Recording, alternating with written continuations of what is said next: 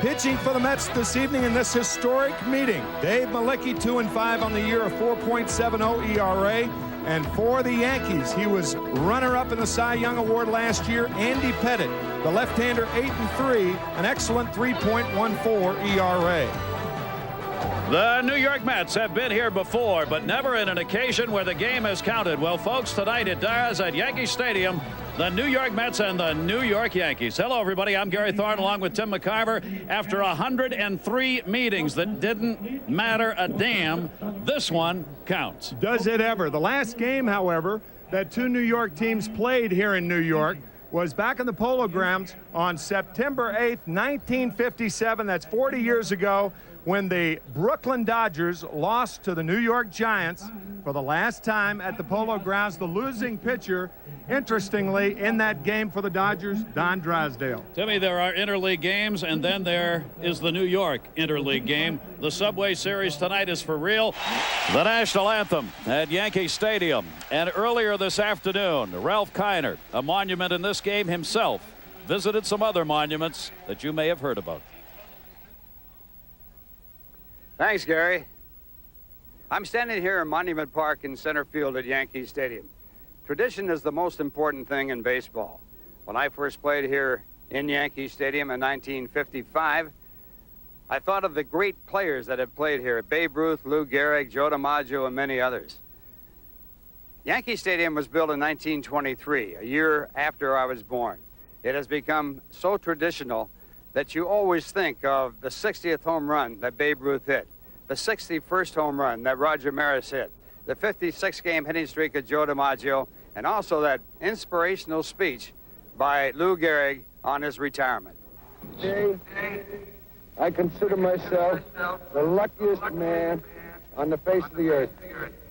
Besides the great players we have mentioned before, there are other great Yankee players honored here in Monument Park. There is a monument to Mickey Mantle. Also a plaque to Yogi Berra. And another great tradition starting up tonight, the Mets against the Yankees in interleague play. Now to Gary Thorne and Tim McCarver.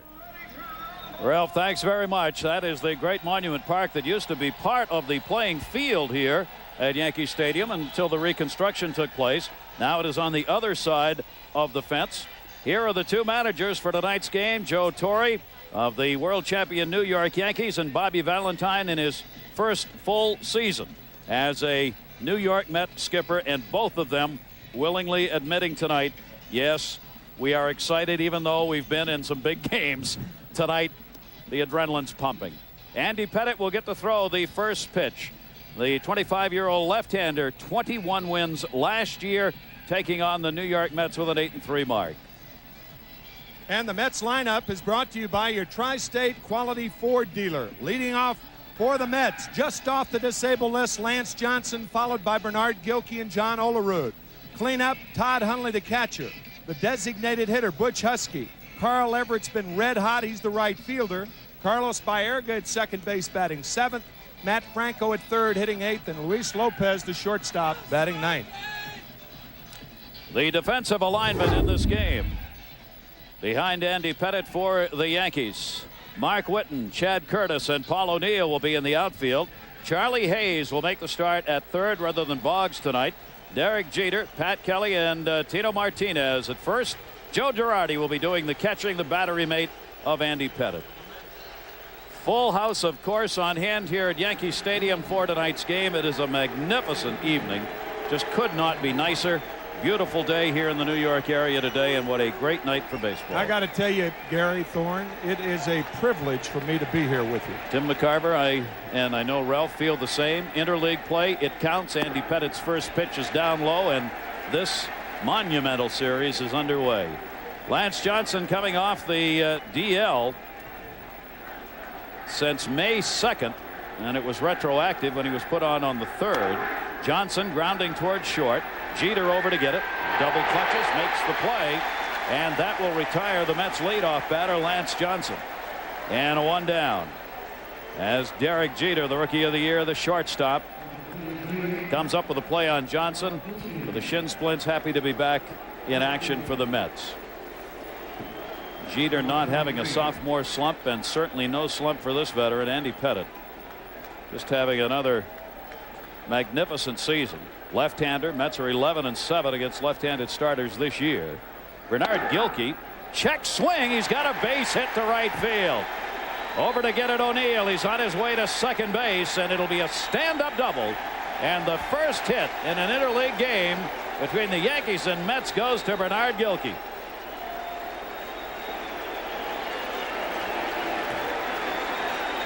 In poker, there is a saying that the check is at the station. In this game, the check is at Yankee Stadium. Check swing down the right field line, and Bernard Gilkey, with his 11th double of the season, is in scoring position for New York. So he gets the base hit, the double, 11th of the season, coming off Andy Pettitte. And now John Olerud, second in the National League in average with runners in scoring position at .441, gets a chance. And Pettitte with a fastball strike. I guess that's the first flub of the night. I said in scoring position for New York. Anybody on second or third tonight would be in scoring position for New York. So it can't be a flub. It's always true. Right. It's universally correct. Universally correct in this game. Anytime you use New York in front of, you're all set. Olerud waiting, and the 0-1 delivery to him, and the breaking ball misses outside. Andy Pettitte, a pronounced ground ball pitcher, fourth highest ground ball ratio in the American League last year. So when he's on, you'll see the ground balls. John Olerud and Carlos Baerga in this lineup have faced Andy Pettitte, since they are two Mets who have played in the American League. You saw the numbers, 1 for 8 for Olerud against him. And the off-speed pitch just missed inside. 2-ball, 1-strike count. Did not go around, says Mike Everett, third base umpire. Interesting thing about Andy Pettitte, most left-handed pitchers are much better against left-handed hitters. Not so Andy Pettitte. Left-handed batters hit .329 last year and a robust .375 against him this year. Why, Timmy? I don't know. I mean, that's something you would never see a right-handed pitcher against a right-handed batter. I think it's the very fact that Andy Pettitte doesn't have a left-handed pitch that moves in to a left-handed batter. He can't neutralize the left-hander. For the most part, everything's away to left-handers. Runner at second and a 3-1 count. Jeter jockeying at second base with Gilkey. Jammed him, and he's got a base hit down the line. Bernard Gilkey makes the turn. The Mets go on top 1-0, and John Olerud continues his spectacular hitting when he's got a chance to pick up an RBI.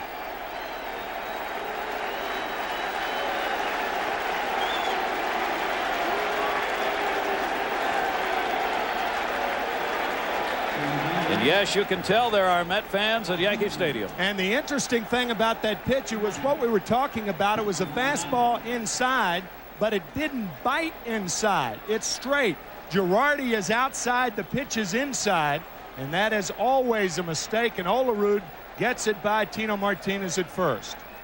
47 RBIs now for John Olerud, and the Mets go on top, getting to Andy Pettitte here in the first inning. Olerud on at second base now has 19 doubles on the year to go along with those 47 runs batted in. Gilkey the first to score the run. The first RBI goes to John Olerud. Todd Hundley, and he takes the pitch inside. 1-1 strike on Hundley. Andy Pettitte has been the go-to guy 2 consecutive years now for the Yankees. They are 9-5 in his starts. He's also the guy who comes back after they've lost a game to get him out of a losing streak or prevent one from happening. He's trying to do that again here as the Yankees played in Florida. Joe Torre said before the game tonight, the trip from hell, because it rained and it rained some more. They got the games in, and the Marlins won 2 of the 3, but it wasn't easy. Trip from Noah's Ark. Yeah, they spent the entire 3 days literally at the ballpark. Todd Hundley with a 2-1 from Andy Pettitte, and that's away, and the count goes to 3 balls and 1 strike. And Butch Husky will be re-entering the lineup as the designated hitter for the New York Mets in tonight's game, and he'll be batting in the 5 spot. Olerud on at second base, gets a good lead. They don't try and hold him close. 3-1 the count. And he rips it foul, jumped out in front of that one. This is not obviously Todd's power side. as he has 15 home runs, 14 of those hit from the other side of the plate. And Gary, the one thing that Andy Pettitte has done this year compared to last year, he's come up with a circle change that he throws in situations just like this. First base open. If he misses with it, it'll be low and away to Hundley. Todd slightly open on the stance against Pettitte. 3-2 delivery to him. And he missed outside with a changeup. And Andy Pettitte, who does not walk many, 30 in 100 innings, has given up one here and is having a tough start. Hey, the one impressive thing about the Yankee catcher, Joe Girardi, and you folks, I'm certain you saw it last year, he sets up late. He doesn't give the runner at second base a chance to give location to the hitter. And sure enough, it was a changeup low and away, and Hundley walks with first base open. But that's one of those unintentional, intentional deals right there. And now we'll see the big change that's been so much talked about in these interleague games that somewhat changes the complexion of the games. Obviously, the pitchers aren't hitting when the games are being played in the American League parks, with the American League designated hitter rule being in effect. So with Todd Hundley on, the 36 walks in 41 games for him, he is third in the National League in walks. Here's the Mets designated hitter, Butch Husky, getting back into the lineup as the Mets have and are struggling through a period of time this season where they've got some key injuries. 1 down, 2 on. And that one foul tipped, the off-speed pitch off the bat of Butch Husky. I think the one thing, if you're working a guy like Husky first time here at Yankee Stadium, one reason to pitch him inside, it's not necessarily that he's vulnerable there, but it's deeper to left field and to left center. Of course, down the line, only 318 here, but that prevents Husky from extending those big arms and using the short right field porch by pitching him inside. One thing that hasn't changed here at Yankee Stadium through all the changes over these many great years here are the short porches. They've virtually always been the same, varying a few feet, but that's all. The rest of the dimensions have changed considerably. And Huskies, he's got a base hit right center field. John Olerud will score. Paul O'Neill up with it. That'll hold Hundley at third, and the Mets have a 2-0 lead. They are jumping on Andy Pettitte here in the first inning.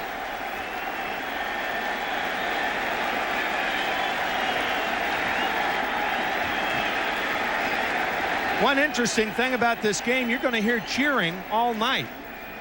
If the Yankees do something well, the decibel level will go up. Looked like Andy Pettitte tried to come inside to Butch Husky once again. Look at Girardi. And this ball not quite in far enough. Inside part of the plate instead of inside corner. Olerud scores easily. And Hundley to third. Husky's got his 35th run batted in, and Carl Everett stands in. Everett, who's been red hot at the plate, 8 hits in his last 13 times up, has the highest batting average in the National League over the last 10 days. However, in this game, he's moved down in the order. 1, Lance Johnson's back in the leadoff spot, and 2, it's a left-hander, turning Carl around. Pettitte has a magnificent pickoff move. You do not want to have your mind wandering at first base. 11 pickoffs last year, led the majors. Runners at first and third, still only 1 down. Everett, who'd been hanging around that 200 mark the first 2 months, has upped it in a hurry of late. The 0-1 to him, and he down to third. Hayes over the bag, foul ball. Both the home plate umpire Tim Cheatham and Mike Everett, the third base umpire, on the sign. Bobby Valentine jumping up on that bottom step of the Mets dugout. He got a little excited because that was very, very close. It's not where Hayes catches the ball, and often the angle of the ground ball. You see how close that was, but just foul by about 2 inches. A better look right here. Oh, that was close, but foul. But foul. Good call both ways. At home and at third, they both had it. Count goes to 2 strikes on Kyle Everett. Andy Pettitte looking for the K here with 2 on. 80 cutting pickoff. Now you got the runner at third, Todd Hundley, watching all this. The run back. Here comes Hundley to the plate. Girardi's got it covered, but I don't think he got him. He didn't. Hundley with a great hook slide. Did Husky intend to be caught off over there? I don't think so, but it works anyway, and the Mets lead 3-0. No, I do not think the Mets worked on this in spring training. Butch Husky was dead to rights at first base. Stunned. Watch this. No sense going back to first. Derek Jeter looking at third. Now the throw back to Martinez. The hard throw home is in time, but the hook slide by Hundley, he actually got by the left leg of Joe Girardi. A brilliant slide. Catcher going into a catcher. That's as good a hook slide as you'll ever see. And normally that's the worst slide into a catcher. However, what Hundley did, he got by the front leg. Watch.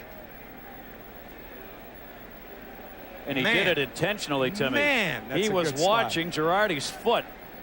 He knew right where his foot was and went around it. Great play by Hundley, and then he called himself safe, and he was right on all counts. It's the honor system. 3-0 lead. Carl Everett foul tips it, and it remains a 2-strike count on Everett. Isn't that the honor system? If you think you're safe, hey, give the guy an honest call. That didn't work when you were 10. No, it didn't. And it doesn't work. No, it doesn't. Has nothing to do with my honor either. No, or you for that matter. You were always safe when you slid in when you were playing out there in the dirt. I thought so. That's right. It was an honest mistake sometimes, but it was a mistake. One down. Huskies on at second base now. Everett battling here with the 0-2 count. Pettit's overhand off-speed pitch is foul back.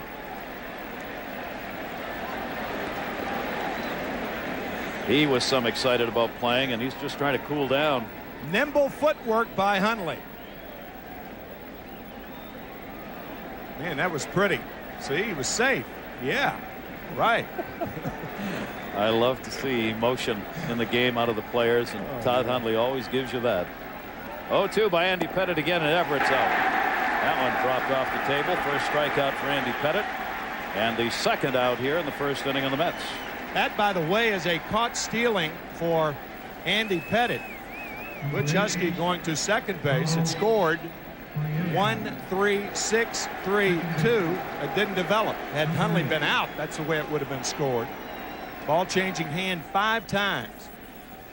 And handled perfectly, really, by the Yankees. They couldn't do much more except Girardi moving that foot out, maybe another foot. Carlos Baerga. Carlos 4 for his last 12, switch hitter. The other in the lineup besides Olerud, who has faced Andy Pettitte before. 5 for 15 off him. And Baerga takes it outside for a ball. So the Mets jump out here in the first inning. 3 runs, 3 hits. And Todd Hundley playing a huge part in it here. He was as excited as any Met player about coming to play here at Yankee Stadium in this game. 1-0 delivery. Baerga takes a strike on the outside corner. Only one man has ever hit 2 home runs in an inning, one from the left side, one from the right side. Carlos Baerga did it, and he did it against the Yankees. Steve Farr was the right-handed pitcher. Steve Howe was the left-hander. 1-1 chop towards second base, played there by Kelly. Pitcher's got a cover, and Pettitte gets over there in time to get the out. So the Mets are retired, but not before they put up 3 runs on 3 hits in the first inning, including this great play by Hundley coming in that rundown. We'll be back after this. Mets right-hander Dave Malicki will be making the start and actually has a record against the New York Yankees. His only career appearance, 4-2. He lost that ball game at Cleveland's Municipal Stadium back in '92 against New York. And the lineup for the Yankees reads like this. Derek Jeter, the fine shortstop, leads it off. Pat Kelly at second base, batting second. Paul O'Neill, the right fielder, hitting third. And in the cleanup slot, the designated hitter, Cecil Fielder. Tino Martinez batting fifth. Charlie Hayes, the third baseman, will hit sixth. The switch-hitting left fielder, Mark Whitten, batting seventh. Chad Curtis is in there, batting eighth, and Joe Girardi ninth. And the reason that Curtis is in there, Bernie Williams with a pulled hamstring should be out for about a week. Not expected to play in this series. That's a real disappointment for baseball fans. Defensively behind Dave Malicki, Gilkey, Johnson, and Everett in the outfield. Franco, Lopez, Baerga, and Olerud in the infield. Todd Hundley doing the catching, his battery mate, right-hander, 28-year-old Dave Malicki.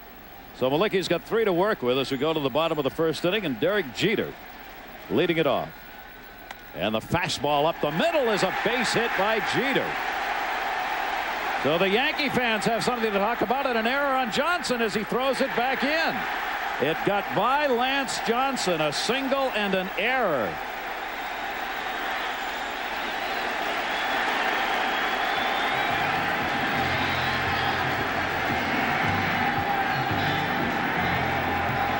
We go from Mayor Giuliani and his son.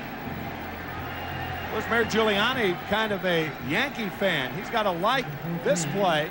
Grounded by Derek Jeter, and he gave himself every opportunity to get to second. He rounded the bag at first, running hard, and made it to second easily. An error on Lance Johnson. So Jeter back in that leadoff spot gets on, and Malicki now will work to Pat Kelly. And Kelly down to third. Franco holds Jeter at second. Over to Olerud, and Kelly's retired.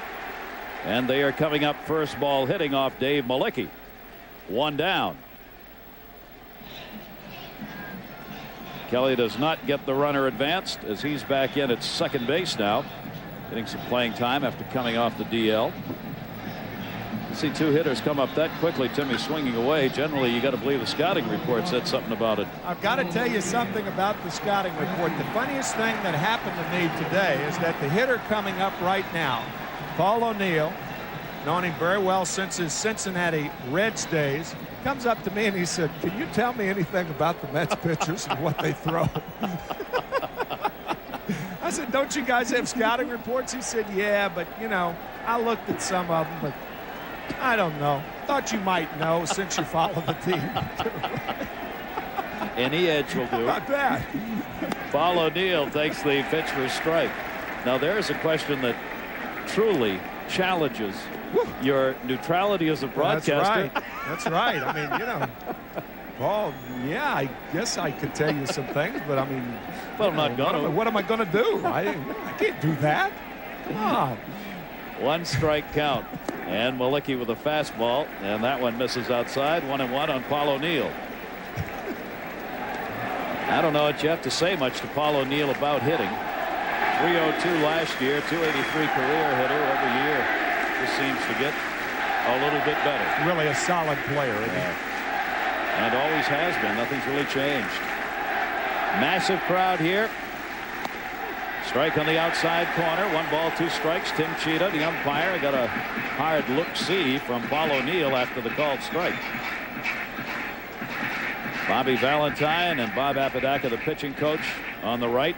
Bobby's great story, of course, that he's been asked about here for the last week and the last 2 days in particular is the fact that the opposing manager once released him as a player. 20 years ago in spring training. That's right. Joe Torre. 1-2 count. And the pitch is down low. 2-2 on O'Neill. I beg your pardon. It was 1979 when Bobby Valentine was released in spring training. He actually signed with the Mets when Joe Torre was the manager 20 years from yesterday. That was also the same day that Tom Seaver was traded to the Cincinnati Reds. 20th anniversary yesterday. Bobby said, "I was sure he was wrong then. Since then, I've had other opinions and have decided he was probably right." Swung on and missed, and Dave Malicki gets the strikeout against Paul O'Neill. 2 down. That looked like a splitter from Malicki. He has not been featuring that pitch that often this year, but watch how the ball tails down out of the strike zone. You could even see it, Tim. Yeah, you could. Got good movement on it. One first inning run in the 13 starts. Even though he has the 2.5 record, he's pitched some good games, and O'Neill obviously did not talk to Timmy long enough. Cecil Fielder takes the pitch for a strike called. Fielder, the designated hitter, 0 for 5 on the road trip in Florida. Numbers on the season.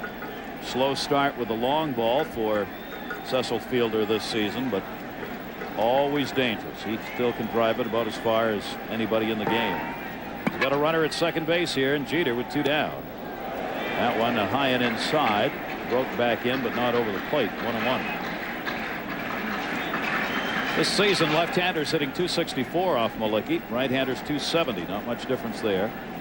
He's given up 7 home runs, 6 of them to right-handers. He's pitched some consistently good baseball. 1-1 breaking ball. That's what he tried to throw in the pitch before. This one he got in there, 1-2. He froze Cecil Fielder on this. Yeah, a lot of the reason that happens is a lot of times when a right-handed hitter sees that curveball coming, he thinks it's going to be outside. When it stays outside, he's frozen, and that's what happened to Fielder then. See what he gives him here with a 1-2 count. And he struck him out. Fastball. Good inning for Dave Malicki. After a leadoff single by Jeter, he gets a couple of strikeouts. After one, the Mets have the 3-0 lead. Back after this from Audi. Dave Malicki striking out Cecil Fielder, and when a pitcher throws a breaking ball to get to 2 strikes, what it does, it slows down the hitter's bat from a mental standpoint. The curveball, now the count 1-2, and the fastball gets Fielder. You could see it's he was feeling for the ball away, but that curveball to get to 2 strikes slows the bat down. Good piece of pitching by Malicki. Great location on those. Andy Pettitte goes back to work. Our crack crew here, I asked how many first inning runs had come off Andy Pettitte. In 14 previous starts, he had given up only 4 first inning runs. The Mets almost equaled that with 3 in the first inning. Wow. And have the 3-0 lead. Matt Franco making the start at third base, leading it off here. Franco, Lopez, then the top of the order, Lance Johnson, due up for the Mets. 3 for his last 10. Center field deep. Curtis back with room. And Franco is retired. 1 away.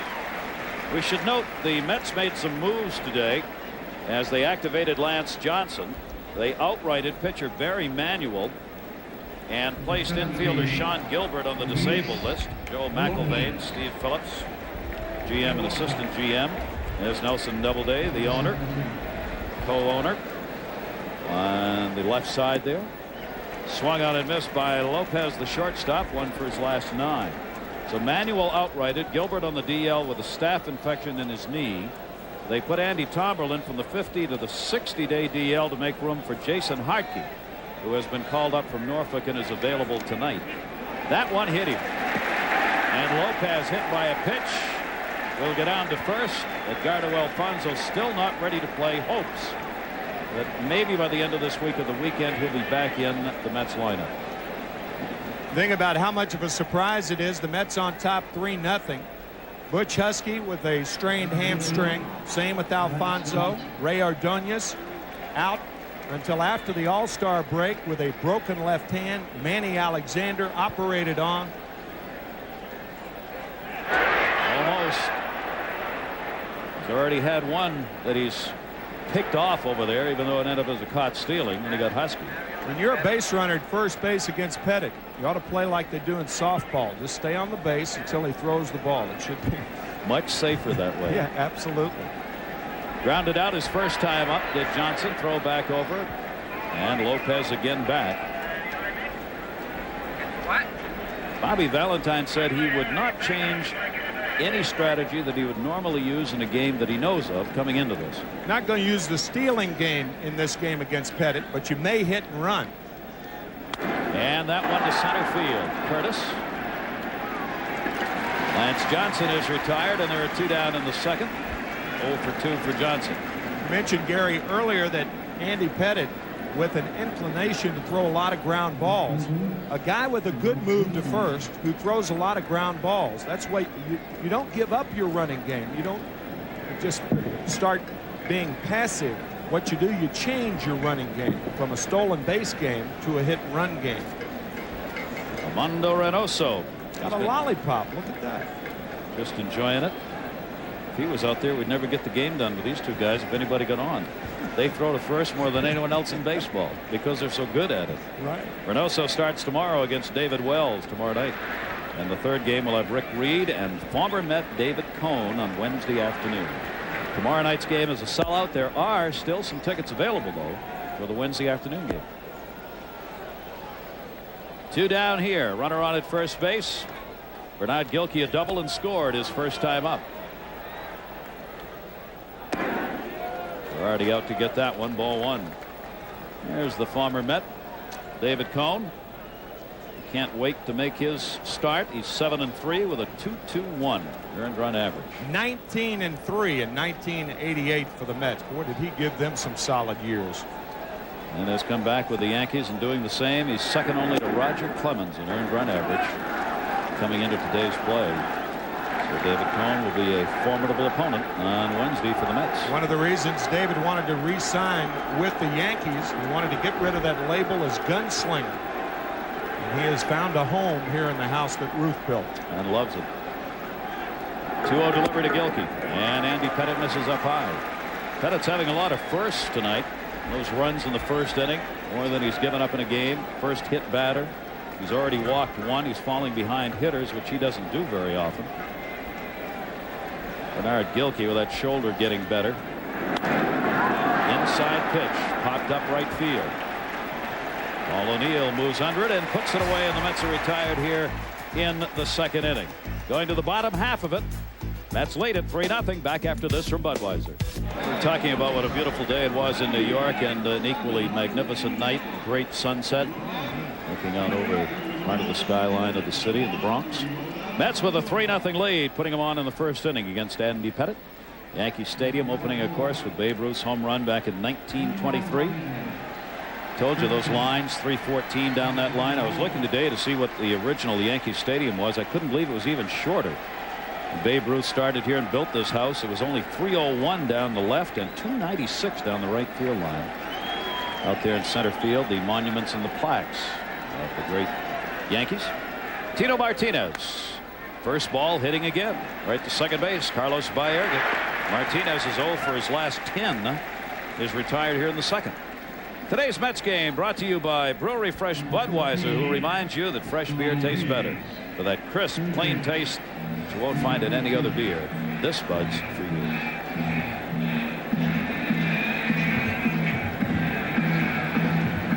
One away. Charlie Hayes will stand in. Joe Torre staying before the game. My decision to start Hayes was one of the few times where I actually looked at the numbers. Charlie Hayes has batted against Dave Malicki. He's 6 for 9 against him in his career. So he said rather than have Wade out there at third base in place of Boggs, these two have been platooning. And will it work first time up? No. Hit it hard. Lance Johnson 2 down. Yankees aren't waiting, Timmy. That is the 4th out of 6 hitters. 4th hitter that has swung at the first pitch. 3 putting it in play. Charlie Hayes hits it well, but Lance Johnson's there. So Hayes retired quickly, 2 down here in the second inning, and that will bring Mark Whitten to the plate, who's taking as much time as he can to get in order to kind of slow it down a little bit, as Malicki's not having to work very hard or very much early on. This is down low with the ball. There's a saying in baseball that you want long ins and short outs. It means you want to stay on defense for a very short time and stay in the dugout for a long time. Pitchers love that, don't they? Oh, do they ever? So does everybody else, for that matter. There's Andy Pettitte, hoping to get a little more rest time here. Whitten has not had a hit in his last 8 times to the plate. Mark Whitten, switch hitter, second base again. Carlos Baerga makes the play. He got him. So 5 Yankees coming up here in the first 2 innings, going after the first pitch. And it is a big 1-2-3 for Dave Malicki. Back after this from Mazda. New York Mets jumping out to the 3-0 lead over the Yankees as we go to the third inning. And Russ Salzberg, our own WWOR Channel 9 sportsman, joining us here. Are you as excited as everybody else is? I'll tell you what, just being down on the field and talking to the players prior to the game, you know, Todd Hundley said to me, this is not like any other game. You know, and I asked him if his father had played here. He says no, but he played here, I guess, in the exhibition games. So everybody's pretty pumped up. What's going on tonight? You go from radio to television, you take your sweater off, and you're wearing a sport coat. What's it? You know, a little breeze in the air. This is a special occasion, Tim. You got to dress up a little bit. Right. Also, I'm with the heavy rollers here. You know, I like that. I like that. That's good. Good reason. Got to change the attire. This is a good reason to change the attire. And John Olerud leads it off here against Andy Pettitte. Olerud, Hundley, and Husky due up. Olerud contributed an RBI double in his first time up as he picked up the first RBI here between these two New York teams. Breaking ball from Pettitte is in there. 1 ball, 1 strike. Russ, I was driving in today, and I heard your take on Don Zimmer. You were with the schmoozer and the sweater and the schmoozer on WFAN. And I thought that was an interesting take about why Don Zimmer got kicked out of yesterday's game.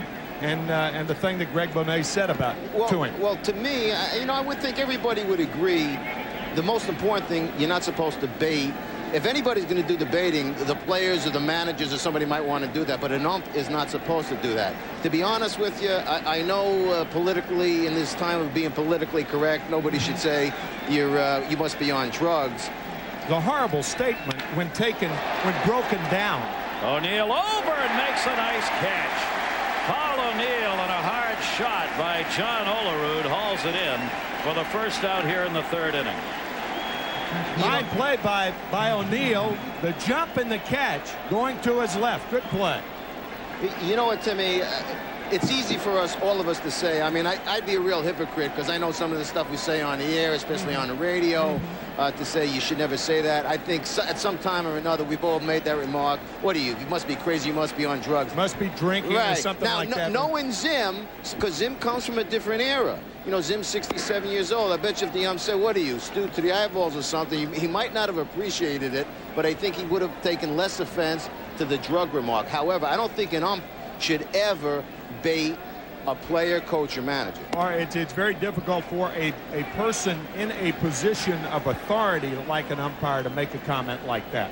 But consistent with what we're seeing more of, and that's the abrasive immediate reactions of umpires to players and managers and others around the game, which I think is kind of sad. I do too. I mean, the time of some acquiescence and some give, and I mean, Zimmer came out to argue balls and strikes. That's all. It's part of the game. He was run from the game. He was run from the game. He was out. Should have been. But as Russ says, to have a comment beyond that from an umpire. Todd Hundley's on with a walk.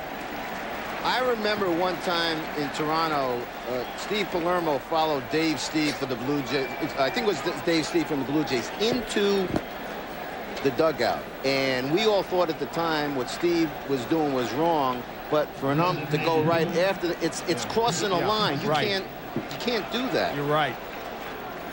Todd Hundley's on with his second walk. He continues to pile them up, third most in the league now. He's got the only 2 walks off Andy Pettitte here in the ball game.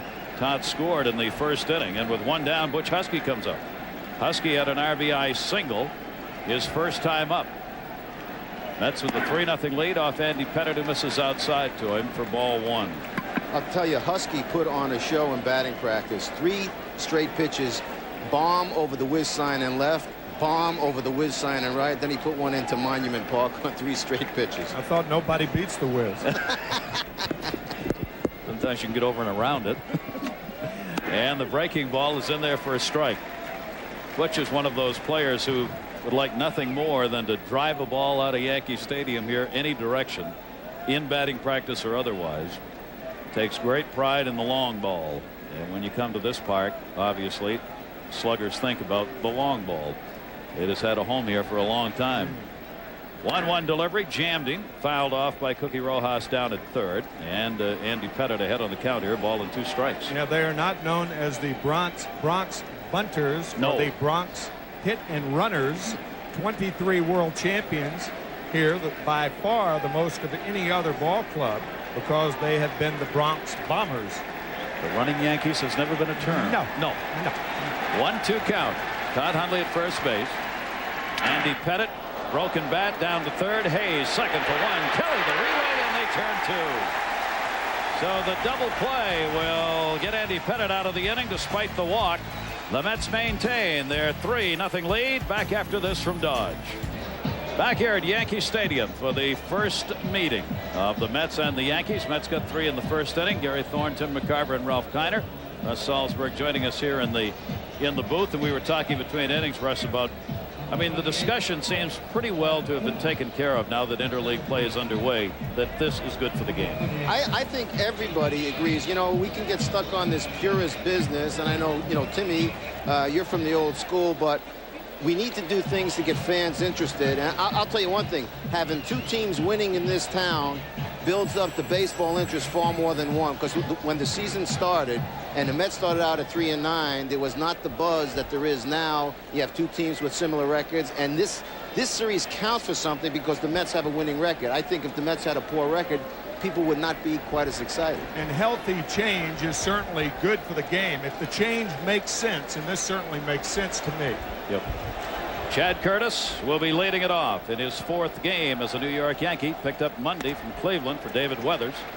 Was not playing much because of an injury. He's coming off the DL, a sprained right thumb that he had. Had only 29 at bats with the Indians in 22 games. Curtis now getting starting time with Williams out of there in center field with that tweak of the hammy that's going to keep him out probably for the rest of the week.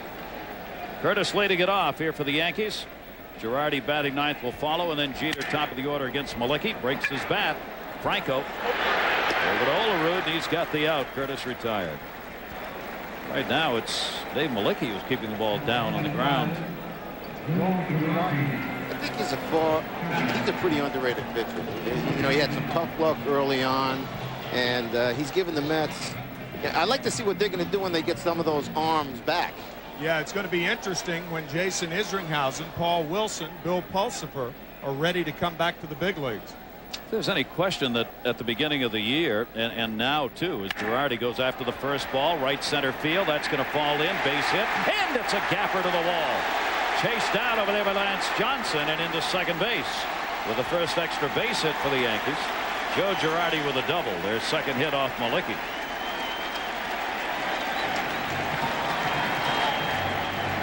You know, I was talking to Joe McIlvaine, Steve Phillips around the batting cage prior to the game, and I was talking to them about the pitchers coming back. Girardi slicing one in the gap. Johnson hops on it in a hurry to hold Girardi to second base. And Joe Mack felt that Pulse, Izzy, and Wilson were, you know, further away than both obviously Harnish. He sounded as though Harnish, it depends upon how he feels mentally, and as far as Derek Wallace goes, which would be a big lift coming out of the bullpen, he thinks we'll see Wallace in August. And it'll strengthen the bullpen, obviously, when these people come back as Jeter takes the strike. Then you can get a Rick Reed and a Dave Malicki back into the pen in middle relief and swing rolls, where the Mets really do need some help. It's been covered because their starters have gone so deep in games, but it's starting to show up now.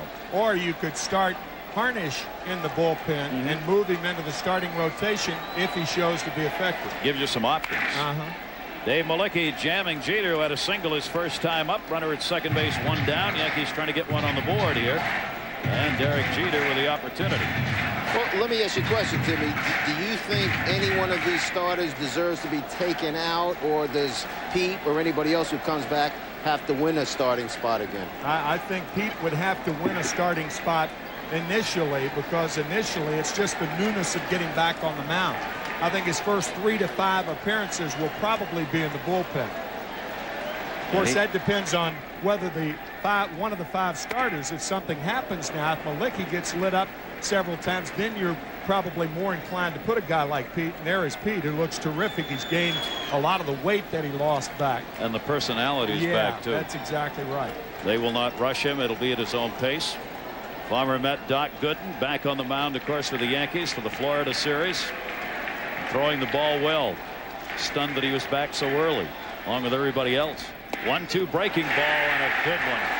Wow. Dave Malicki bends that one in, and Jeter becomes Malicki's 3rd strikeout victim. We saw Malicki earlier lock Cecil Fielder with that 1-1 curve, and this one, a similar pitch, gets Derek Jeter. Dave Malicki has the best curveball on the staff. It's a matter of controlling it and corralling it. If he throws that curve for a strike, he is deadly. He has got it going right now in the first 3 innings of this ball game. Yankees with 2 down now, and Girardi's still out there at second base. Pat Kelly grounded out his first time up, and the fastball misses up high to him. You know, we had that picture of Doc Gooden before. When I asked Doc how he felt about playing the Mets, he said this series would have meant more to him had it been going back to Shea Stadium, the scene of so many triumphs for Doc. A remarkable year in 1985, 24-4. Outside of first base over the dugout. There'll be no play on that one. A lot sure has happened between now and then, wouldn't you say? Well, there was no question at the time. Those of us covering the Mets at that time looked at his career and said, what is this going to look like when it's said and done? The numbers that you could imagine when he was pitching that well were unimaginable. And then the whole thing caved in. And now it's a comeback for him. Try and get back to a regular starting role here with the Yankees. He certainly could use the good doctor being effective. 1 ball, 1 strike count on Kelly. Malicki working here with Girardi on at second base, and 2 down. Mets up 3-0. There's that breaking ball again. Got it in there. 1 ball, 2 strikes. I'll tell you what, he's pitching with a lot of confidence right now. He is probably tailor-made actually to start this game, because you talk about a heart rate that doesn't vary very much. Yeah, that's true. Dave Malicki is one of those. He'll pitch this game as he would any other. It's one of the reasons Bob Apodaca, the pitching coach, likes Malicki's presence. There it is again, and that didn't miss by much. He is really freezing the Yankee hitters with that breaking ball. Yeah, they're not swinging and missing. They're taking the pitch. That gives you an idea of how they're locking when that front knee bends. That's that jelly leg right there that Ralph calls. There it is. 2-2 delivery. Fastball. Miss. They want to check, see if he went. He did not. Don Denkinger down at first. And it's 3-2.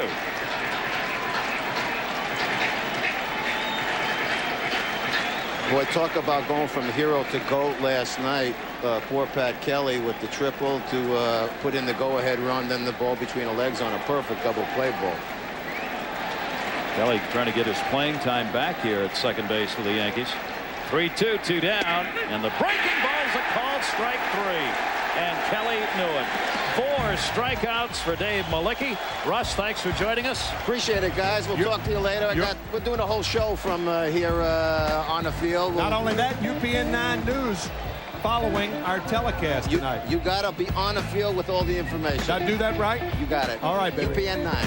New York Mets with a 3-0 lead back here at Yankee Stadium for this interleague New York matchup. And I have to ask Ralph Kiner, the one memory most prevalent in your mind when you come back to Yankee Stadium? Walking on the field for the first time. You just get overwhelmed with the thought that Babe Ruth played here and Lou Gehrig and that. There's Dave Malicki and that great 3-2 curveball. He's freezing him, Ralph. Wow, what a pitch. That's the one thing that Bob Apodaca has really tried to ingrain in the pitchers, to throw the pitches that are not expected. The 3-2 curveball, the 2-0 curveball, and then use the fastball as a surprise pitch. So Bob Apodaca certainly doing a fine job as the pitching coach for the New York Mets. First pitch is ball 1, and now the pitch back by Pettit for ball 2. Carl Everett the batter. Carl struck out his first time up and went down swinging at a curveball. Andy Pettit working for the New York Yankees, and this one is popped up and playable. Tino Martinez puts it away, 1 away. Mets broke out with 3 runs in the first inning with 1 man out. A bloop double by Gilkey, then a solid double by Olaru to score Gilkey. Todd Hundley worked out a walk, and then Huskies singled in another run, and then the Mets on a pickoff play ended up with a double steal in the 3rd run of the ball game. You wonder, Ralph, whether Andy Pettit's having a bit of a problem tonight because he is such a ground ball pitcher, as you mentioned, yet he's only had 3 ground balls so far. The Mets are getting the ball up in the air against him, which normally doesn't happen with Andy Pettit. He certainly has not got the ground ball so far in this ball game as Everett goes back to the bench. Robson, the hitting coach of the New York Mets. There's the ground ball. And the throw to first base for the second out is Carlos Baerga. Grounds out for the second time. Baerga has seen a lot of action relatively against Andy Pettit. He had been 5 for 15 against him in his American League career. So now 2 quick outs, and that'll bring up Matt Franco, the 3rd baseman. Franco lined out to deep center field.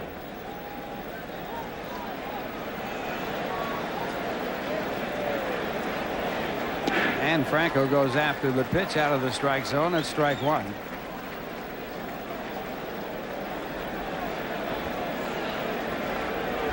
Franco against left-hand pitching, 1 for 9 so far this year with the Mets. And a good breaking ball there. Strike 2. Yanks with a record of 37-29. The Mets have a record of 36-30. And now the curveball fouled off the end of the bat, so the count stays at strike 2. Saw those players, 9 players, Ralph. You remember that Joe Torre had the unusual situation of playing for the Mets and managing as a player manager at the end of his playing career. And the pitch back at 2 strikes is taken, and it's strike 3. Yeah, Joe Torre's first move as a manager of the Mets was to bench himself. So 1-2-3 inning the score at the end of 3.5 innings. It's the Mets 3, the Yankees nothing. Here's a word from Bell Atlantic. Bottom half of the 4th inning, the Mets leading 3-0. The Yankees coming up against Dave Malecki. Malecki has been reached for just 2 hits in this ball game. He has struck out 4. And he'll be working to the heart of the batting order. It'll be Paul O'Neill, Cecil Fielder, and then Tino Martinez. Paul O'Neill struck out at a fastball, 1 down swinging his first time up with a runner in scoring position. He's hitting .389 with runners in scoring position. That was before his first at bat here tonight. O'Neill, the big power man for the Yankees. He takes a fastball for ball 1. Rather surprising. He's hitting 100 points lower here at home than he is on the road this season. Paul O'Neill always loved hitting here at Yankee Stadium. At that nice short right field fence, and this one hit hard down to second, knocked down by Baerga. He has plenty of time, and he gets the out at first base. So the leadoff batter, Paul O'Neill, retired, and that'll bring up Cecil Fielder. Cecil also struck out with a runner in scoring position his first time up. That was in the first inning. Pretty busy night for Carlos Baerga so far. And here's our Nobody Beats a Whiz scoreboard in the National League and the American League. Mixed games, of course, throughout baseball. And the first pitch, a fastball low for ball 1. And here's the rest of the games on our Toyota scoreboard. Cubs and White Sox, that's a big one. 1 ball, no strikes. Malecki back with a fastball. It's rifled down the right field line. It'll be a base hit. And the throw to second base is just offline, or Cecil Fielder might have been out. A rocket throw by Everett, a shade offline, and Cecil Fielder with a 2-base hit. You get some great rebounds off the walls in the corners here at Yankee Stadium. Well played by Carl Everett. Obviously not familiar with the field, but Cecil really rocketed this, and it had a lot on it when it took a hop off the wall. Went for the pitch. It was down and away. Watch this baby come back right here. That gave Carl Everett an opportunity at second base, but Cecil Fielder went in standing up. Throw, as Ralph said, off the mark. Cecil Fielder not overly fast, to say the least. He had 2 stolen bases in last year's season, the first 2 in his major league career. Now the batter will be Martinez, and he takes a fastball for ball 1. Tino Martinez grounded out to the second baseman Baerga his first time up.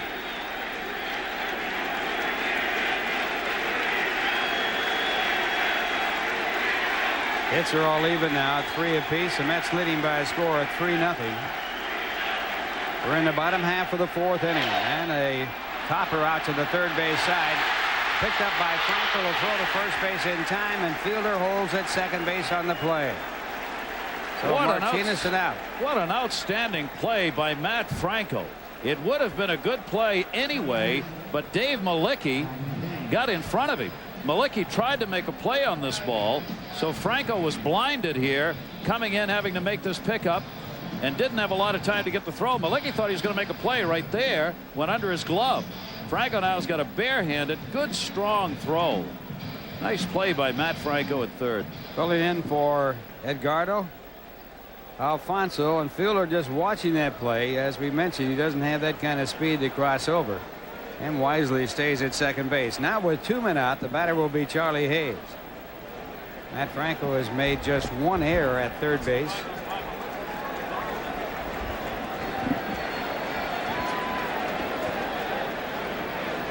Charlie Hayes flied out to center field his first time up, and he takes a high fastball for ball 1. Interesting, Ralph. Bobby Valentine was asked today how much the defense has played a part in the Mets' position this year, being 6 games above 500. He said everything. All the difference in the world. Keeps our pitchers out there, fewer pitches thrown, innings that are shortened. Good example right there in the play by Matt Franco. And that's ball 2, 2 balls and no strikes to Charlie Hayes. Hayes playing third base, and a good reason for it, the figure game.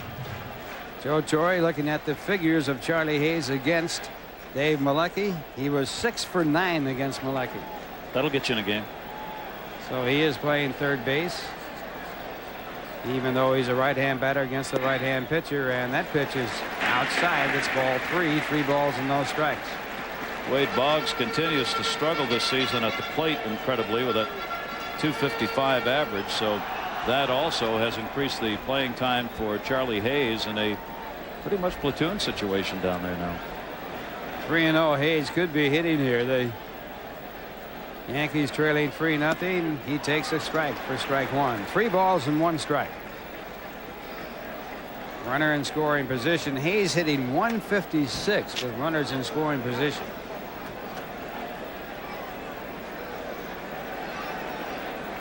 Good opportunity now with the count of 3-1. Opportunity for Charlie Hayes, and the 3-1 delivery.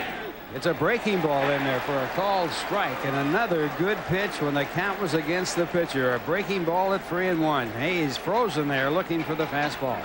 We could pile up the jelly legs for you tonight, Ralph. How many times have we seen this already in this game? That off-speed pitch that just freezes the hitters. Now 3-2. And the pitch to the plate hit out to second base, a little looper, and it's caught by Carlos Baerga. Again, a runner left in scoring position. The score at the end of 4. It's the Mets 3, the Yankees nothing. Full house here at Yankee Stadium for the first official meeting in the regular season between the Mets and Yankees, and almost a full moon. And the first pitch here in the top of the 5th inning by Andy Pettitte, taken for strike 1.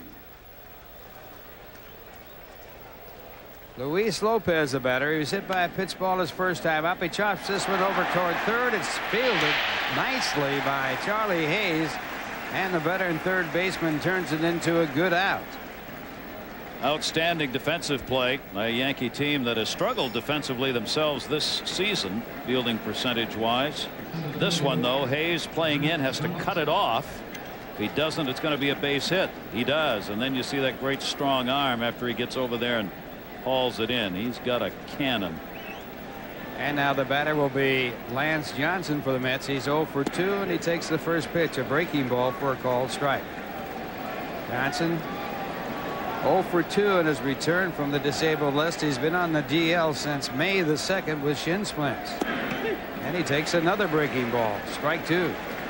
He says he feels better now than he did at the start of the season when he was playing every day, because he had those shin splints right from spring training on and tried to play through it and couldn't. And the fastball, it is strike 3. So 1, 2, 3 for Andy Pettitte, who seems to be settling in.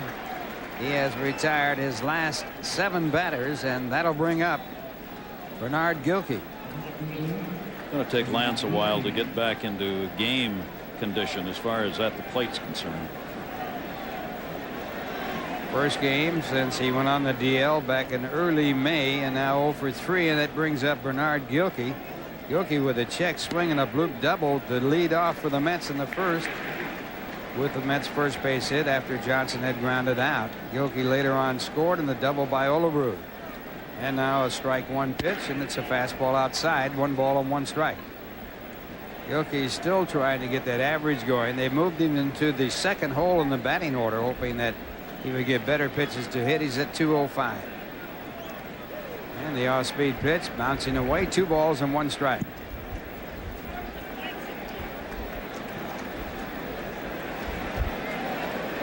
Bernard Gilkey, fine left fielder for the New York Mets. A banner year last year. A career year as far as his stats were concerned all the way around. And Pettit with the 2-1 delivery, and it's inside, 3 balls and 1 strike. Interesting, in the game last night, there was a situation where the Red Sox had the infield drawn in, Gilkey on, and Gilkey did not go on contact on a ground ball. And they asked Bobby Valentine, he said, always the rule is you go on contact.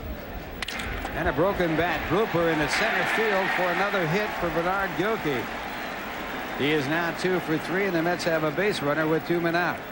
He said what people forget and why Bernard didn't go is the ball was stung and it was caught, and he said Gilkey just never had time to make a decision, got frozen on it, and that's why he didn't go. And he said I didn't blame Bernard at all. Now on this one, take a look here where this bat ends up.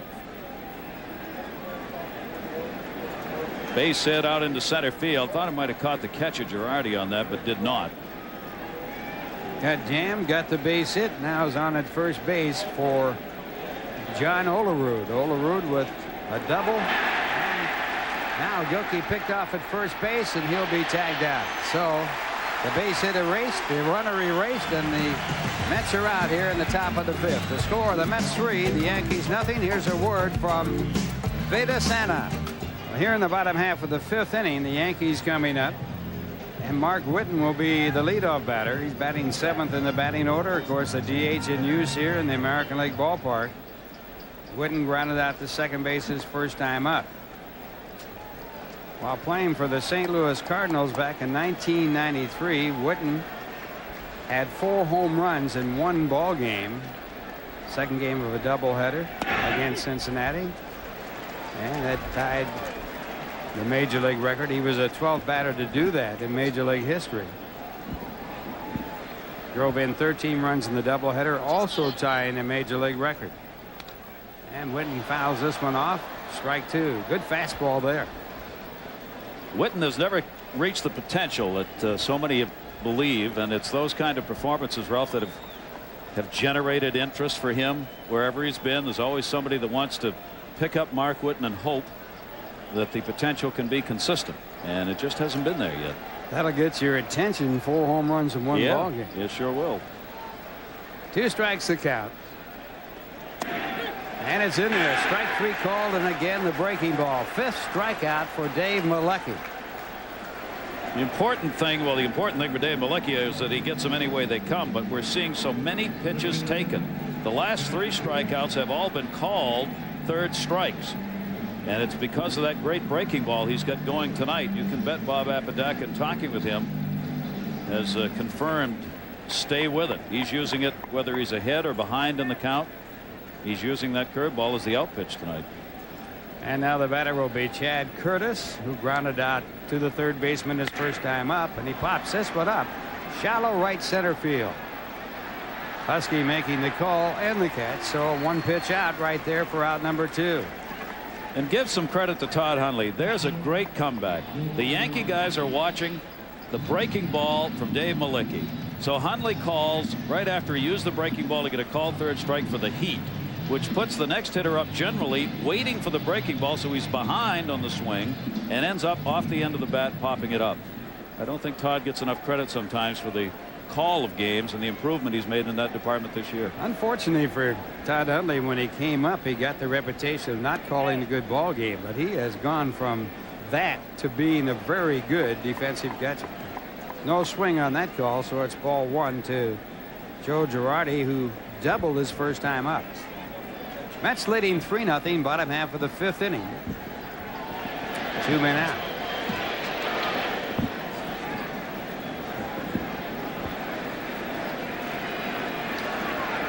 And this ball drilled in the left field. It'll be at least a base hit. Gilkey, who leads the league in assists, gets to it, fires to second. It's a good throw, and he got him. His 10th assist, and the ball was, he didn't get him. The ball beat him. Everything beat him. And the second base umpire, John Shulock, says he didn't make the tag. Here's Bobby Valentine.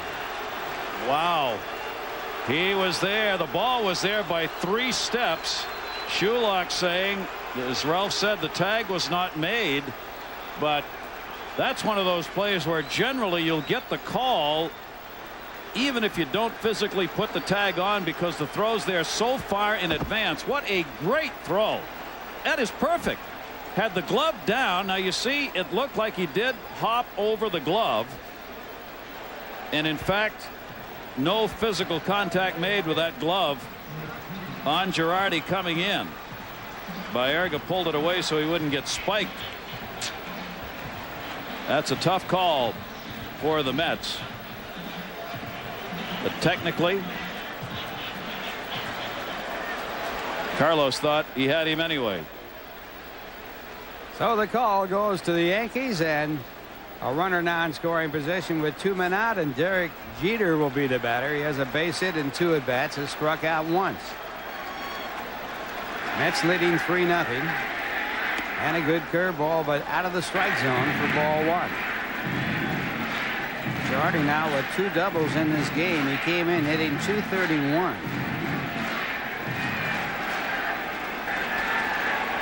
We now know the Olay play does not apply in this interleague game.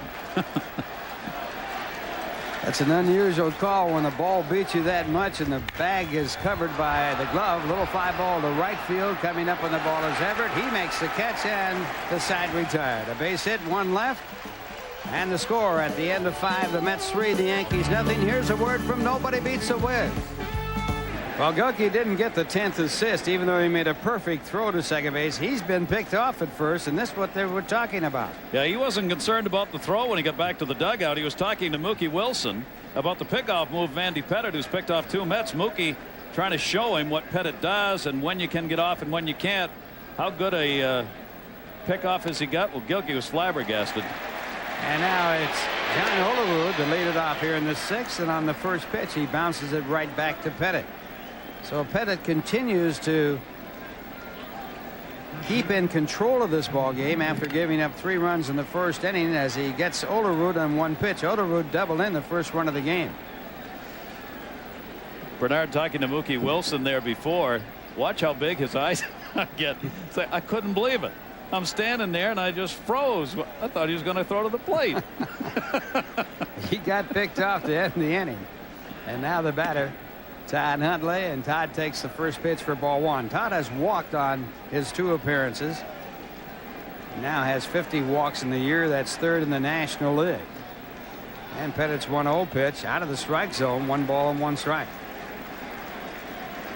Todd against left-hand pitching, batting .324, but only 1 home run. He has a total of 15, so 14 have come as a left-hand batter. And he takes a fastball high. 2 balls, 1 strike to Todd Huntley. Huntley at .294, 15 home runs, 44 runs batted in.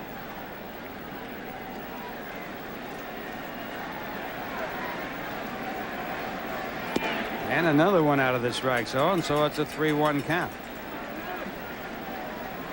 Timmy and I were talking before the game about whether or not Todd Huntley might want to bat left-handed against Andy Pettitte.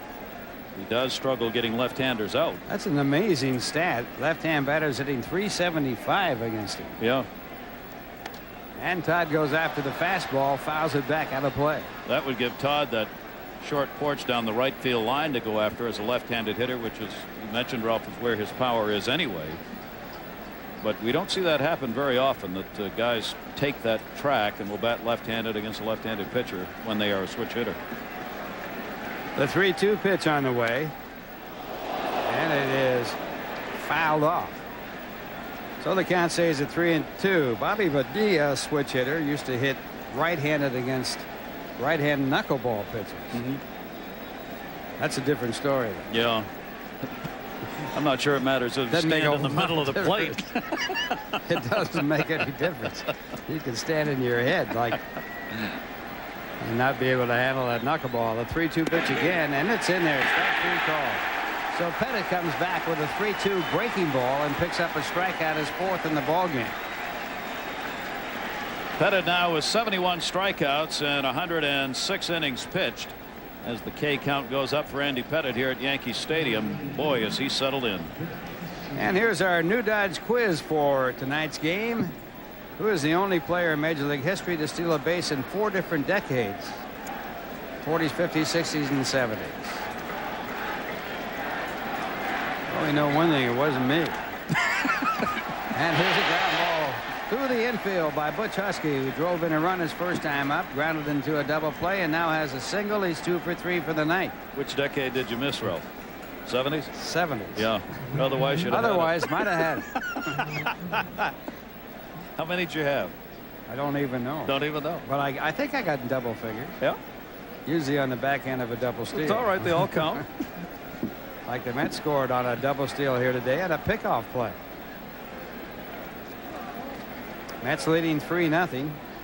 And the batter is Carl Everett, and a throw over to first base, and Pettit with that good move. Butch Husky couldn't have been more than 2 steps away from the bag, and he still was leaning the wrong way. Well, ask Bernard Gilkey. He made a believer out of him. Now Pettit to the plate. Everett taking for ball 1. Everett has struck out. He also has popped to first. He's hit well against left-hand pitching. 323. His overall average at 256 coming into this game. Bernard probably agrees with Tim McCarver that the Mets should have softball rules when they're running the bases, at least at first. You can't leave the bag until the pitcher releases the ball. Well, with Reynoso out there in the mound and Pettit, you got 2 of the best. Yeah. Also will be pitching tomorrow for the Mets. Night game tomorrow. The Mets against the Yankees. David Wells pitching for the Yankees. Reynoso 5-0 in the year. And Wells with a record of 7-3. And then Wednesday, the final game, it'll be Rick Reed for the Mets against David Cone. 2-1 the count to Carl Everett. Husky a short lead, shortens up even more, and the pitch back inside. So the count goes to 3-1. Everett is really crowding the plate on Andy Pettit. Started out in his first at bat. When he puts the arms up, he's almost out hanging out over the plate with his elbows. He is. 3-1 pitch, and it's top foul, so it'll go to 3-2, and the runner will be going with the next delivery. One thing about running on a 3-2 count, you got to make sure, and the coach tells you this every time you're on first base, that the ball goes to the plate before you run. It's not like a steal play. Especially with Pettit. And Pettit, he might even stand in the back. 3-2. Mets leading 3-0. And a throw to first base. Husky playing it very cautiously. Back easily.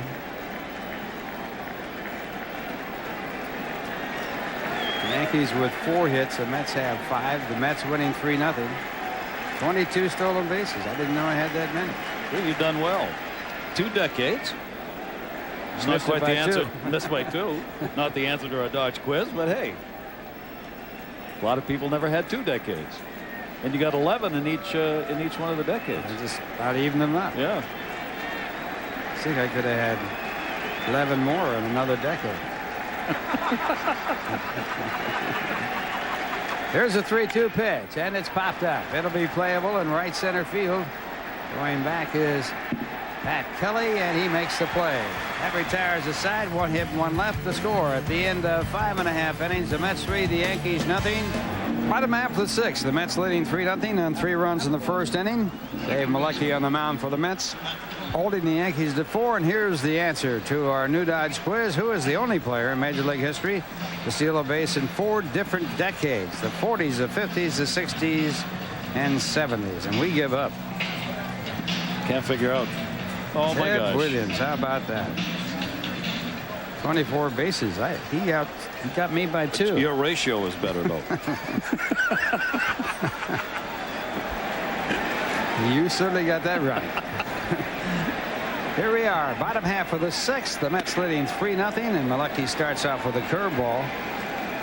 And it's ball 1. Pat Kelly, the batter. Kelly is 0 for 2. He has grounded out, and he has struck out. Dave Malecki has given up 4 hits. And a good fastball there. 1 ball and 1 strike. 3 of the hits have been 2 base hits, and the other hit was a single that turned into a runner on second base with an error by the center fielder Lance Johnson. So all 4 of the batters who have got on base have ended up at second after hitting the ball. 1-1 pitch and another thought about bunting. It's 1 ball and 2 strikes. And they've all been stranded there. All 4 left on base for the Yankees at second base. 2 of them coming with 1 out, 1 of them coming with nobody out, and 1 of them coming with 2 men out. 1 ball, 2 strikes. Pat Kelly followed by Paul O'Neill. Crucial inning for the New York Mets. Bottom half of the 6th, they lead 3-0. And a ground ball pulled foul. Count stays at 1 ball and 2 strikes. Well, on this day in 1978, Tom Seaver pitched a no-hit, no-run game against the St. Louis Cardinals. His only no-hitter. And the Mets still looking for one of those. Clark the other night almost had a great performance. Reynoso also a bid for a no-hitter. No Met pitcher has pitched a no-hitter. Again, a foul ball. Seaver pitched his while pitching for the Cincinnati Reds, his only no-hitter. He pitched 5 one-hitters for the New York Mets, and of course he did pitch for the Yankees. Yep. Doc Gooden, of course, did not get one with the Mets. Everybody believed when he first came up he'd be the one, and then came to the Yankees, and lo and behold, last year, no hitter. But in that hat, not a Met cap. And now the pitch. Fastball. Did he swing? Yes, he did. So Pat Kelly struck out. First base umpire Don Dinkerin making the call at first base. Pat Kelly very unhappy. Thought he had held up one after a bad pitch out of the strike zone. Dankinger, though, waiting for the home plate umpire to ask, immediately signaled that he'd gone around on it. Take a look and see what you think. Did Kelly commit on this pitch and then pull back from it? Todd Hundley immediately asking for the call from the first base umpire, and he got a good call. So Kelly back to the bench, 1 away, and Paul O'Neill the batter. He's 0 for 2 in the game, and a fastball way outside.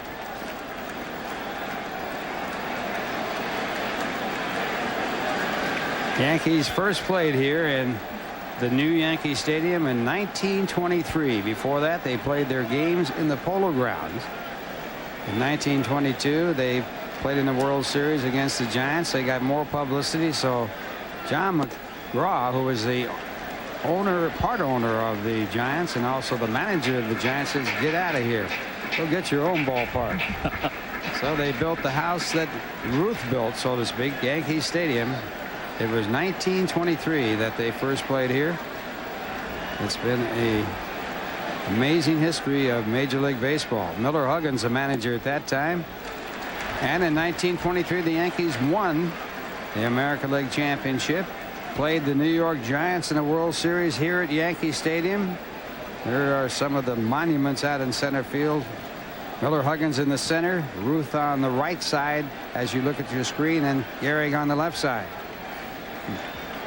And guess who hit the first home run in Yankee Stadium in the World Series? Casey Stengel. It won the game in the 9th inning. It was inside the park here at Yankee Stadium. And in the course of running the 4 lanes all the way around, he lost his shoe. Kept on going. Always a showman. 3-1 the count. And it's ball 4. And that puts a runner on with 1 man out as O'Neill works out the walk. First walk in the game by Malecki. And it'll bring up Cecil Fielding. Malecki thought he might have had him on a pitch before, as Malecki's been around the plate all night. 6 strikeouts, 7 is his high this season, came against Colorado. And the first walk. He has not hurt himself with the free passes here tonight. Fielder has struck out and doubled in his 2 at-bats. And his first pitch, breaking ball for ball 1. Cecil hitting .265 this year, 6 home runs, 40 runs batted in. He has batted against Malecki before, and he is now 1 for 5 against Malecki with his double here tonight.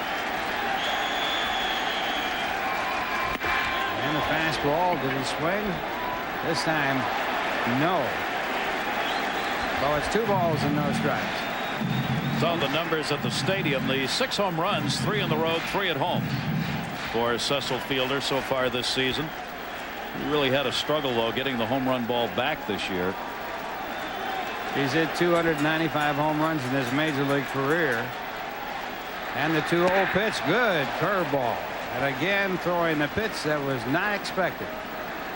Cecil Fielder, I don't think ever believed Dave Malicki would come back with that pitch again here in this sequence. He had missed with it the first time, and he set himself up for red on that one for a fastball and couldn't hold up on the curve. So the count, 2 balls, 1 strike, and again a breaking ball, and Cecil fooled completely, and it's 2 balls and 2 strikes. He's got them waving. The last 2 pitches by Dave Malicki, his bread and butter tonight. 2 curveballs, this one even further outside. That's outside the strike zone. So 2-2, short lead at first base by O'Neill. And the curveball, and it's pulled down the line, but pulled foul. So it's a long strike. That curveball hung inside. Cecil still out in front of it, so he doesn't do any damage. The old hanger. You probably hit a few of those out of a few stadiums, Ralph. Just another strike. When it doesn't break. There it is. So the count stays at 2-2. And the curveball gets him. Man. 7th strikeout. The second time that Cecil Fielder had struck out. The movement spectacular right into the glove. You can see Todd Hundley by his head action going, oh yeah. You just tip your cap on those. Those are great pitches. A tremendous curveball, as Dave Malicki, as we've mentioned earlier, has always had that, but we've never seen him throw it as consistently as he is tonight, even as David Cohn shaking his head over there. And especially when he's been behind in the count, and now he comes back with a fastball for ball 1. Tino Martinez, the batter, he has grounded out the 2 times he has been up. Batting .301 for the year, 21 home runs, 61 runs batted in. He's 3rd in the American League in home runs, 2nd in runs batted in, and 2nd in multiple hit games. And he takes ball 2, 2 balls and no strikes. One of the great ironies for Tino Martinez, he'll probably never make the All-Star team in this league because he's got guys in front of him who get far more publicity than he will, but no better numbers. Came here from Seattle, a good fastball for a strike, 2 balls and 1 strike. He's got a home here. His contract runs through the year 2000. 271 lifetime betting. I mean, he's a spectacular player. Clutch hitter. Now the 2-1 pitch, and it's popped up. It's playable. Carlos Baerga making the call. And the catch. That retires the side. A walk, 1 left to score at the end of 6. The Mets 3, the Yankees nothing. And here's a word from PSE&G. Well, the Mets leading 3-0, top of the 7th. And to clear up our Dodge quiz, we talked about decades, and Ted Williams stole bases in 4 different decades. And the example was 40s, 50s, 60s, and 70s. Ted Williams played in the 30s, 40s, 50s, and 60s, which accounts for the 4 decades. 70s was just an example of what 4 different decades would be. And here's a man who played in 4 different decades in his major league career, Tim McCarver. All right, Ralph, thanks. Carlos Baerga, just a terrific ball game with the electricity that everybody expected. And the fastball from Andy Pettitte on the outside corner. Baerga has grounded to second twice, and Dave Malicki is 3 strikeouts away from his career high. He has 7 on the evening, and he has just been brilliant. Change up, swing and a miss, nothing, and 2 to Baerga.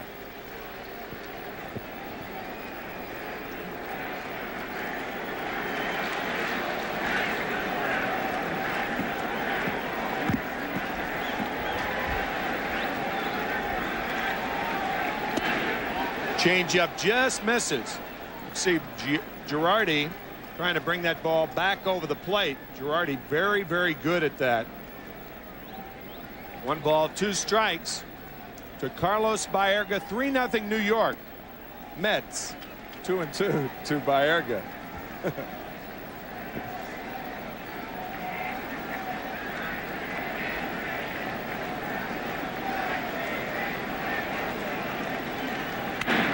Another grounder to second.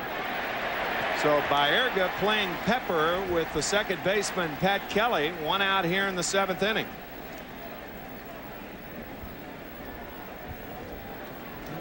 The trade winds were pretty strong here tonight before the game.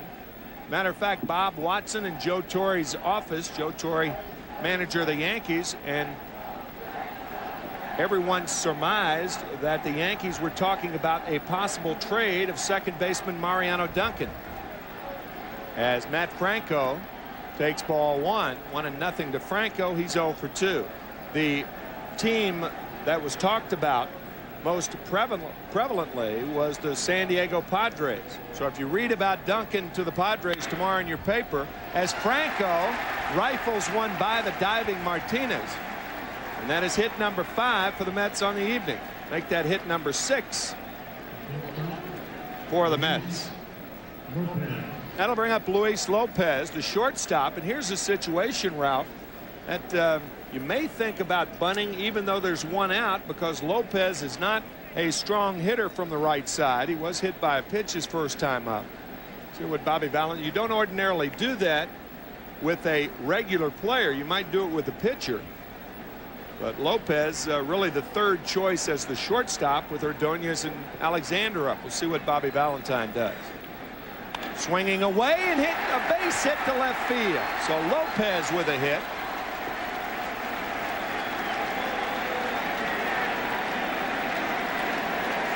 Second time in this game that the Mets have had back-to-back hits. The first time, Bernard Gilkey on a check swing double in the first. And then John Olerud driving him in with his 19th double of the year. So the Mets threaten once again. Runners on at first and second, and Lance Johnson, who is 0 for 3, is the batter. Lance playing in his first game since coming off the DL. He went on the DL May 2nd.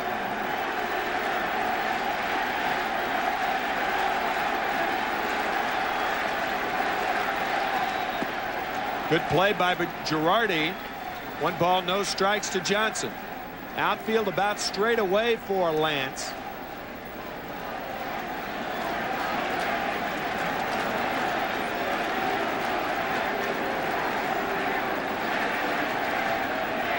Outside and low, 2 balls and no strikes.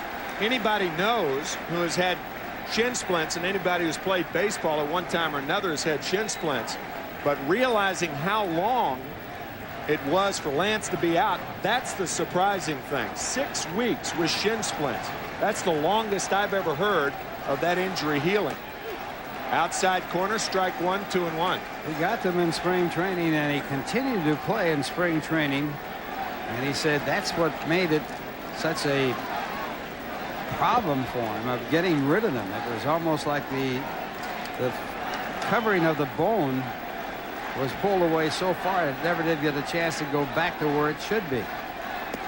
Outside, 3 balls and a strike to Johnson. The Mets lead it 3-0. They scored all 3 runs in the first inning. They have runners on at first and second. Lopez at first, Matt Franco at second. 3-1 to Johnson. Good cut at a fastball, so the count is full. Interesting to see whether Bobby Valentine sends the runners here with Bernard Gilkey on deck. Well, the thing that's interesting, you pointed it out earlier, Tim, is the fact that left-hand batters have hit .375 against Pettit. Unbelievable. That is just hard to believe. .329 last year. They are not running, and it's tapped in front of the plate. Pettit will go to first to get Johnson. The runners move up. Franco at third, Lopez at second. There are 2 outs, and Bernard Gilkey the batter.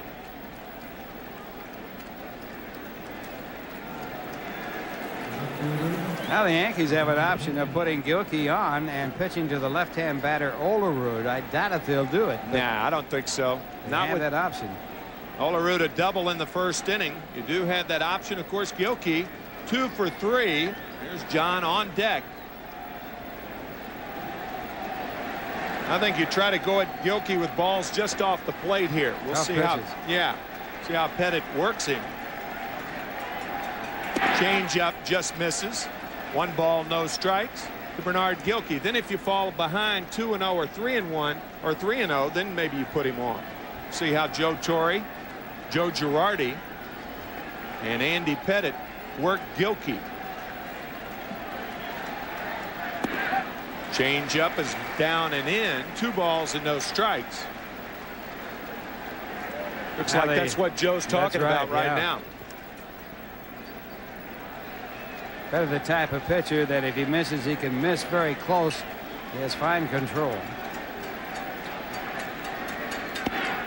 And the breaking ball is high. 3 balls and no strikes to Bernard Gilkey.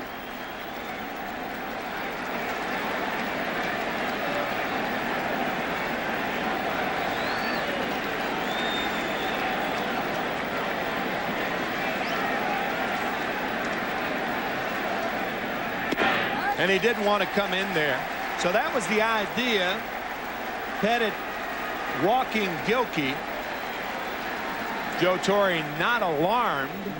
One of the interesting things about Joe Torre, you talked about, his managing the Mets and playing. Joe Torre had a chance to come to the New York Yankees in a trade in 1977.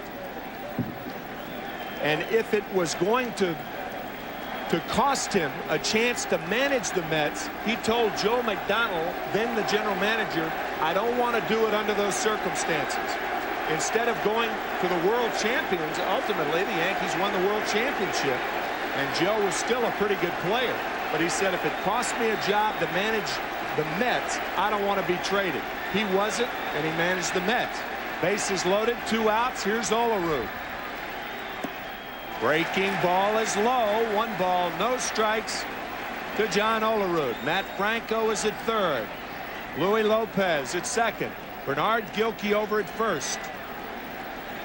2 outs in the 7th. 3-0 Mets on top.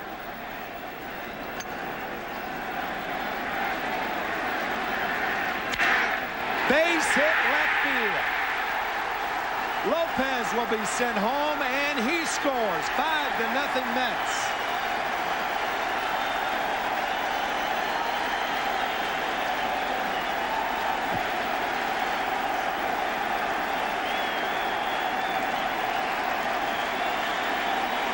Well, coming into this game, Olerud against Andy Pettitte was 1 for 8. But in this game, he has gotten 2 hits, and he has driven in 3 runs. And the Mets have opened it up to 5-0.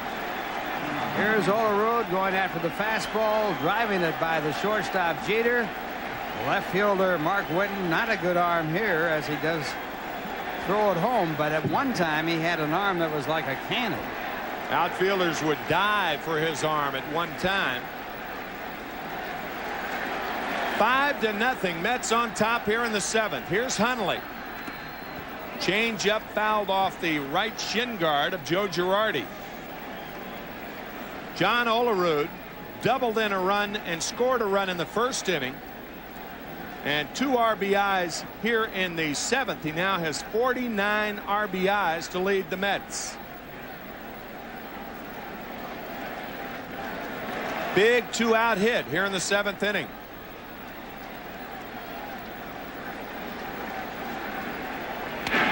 Rounded foul. 0-2 to Todd Hundley. This is the 6th day that Andy Pettitte is working. A lot of people connected with the Yankees have said, and this is not a fact, tried to find out whether it was a fact today, but George Steinbrenner wanted Andy Pettitte to open for the Mets tonight. Now by opening for the Mets, he doesn't pitch on his 5th day. He pitches on his 6th day. And that could cause a very serious problem as far as the rhythm and timing. And sure enough, the Mets score 3 in the 1st inning tonight. Popped up right field and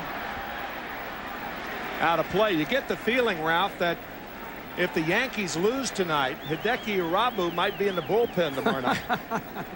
He is the Japanese pitcher signed by Steinbrenner for a lot of money. Big bucks coming over from Japan. Graham Lloyd warming for Joe Torre's Yankees now. He's done well in his 2 appearances in the minor leagues, and Mr. Steinbrenner is in Florida, I believe. He watched him the other night. Yep, down in Tampa. Just a matter of time before the Japanese superstar arrives at Yankee Stadium. Still 0-2 to Todd Hundley. This one hit to left field, an easy play for Mark Whitten. But the damage is done. A big 2-out hit by John Olerud. It is 5-0 Mets. Mayor Giuliani has taken the Yankees to heart, especially since last year's World Championship. Joe Torre finally enjoying a World Series ring. Great story last year with his brother Frank. Heart transplant. Frank is doing well, we understand.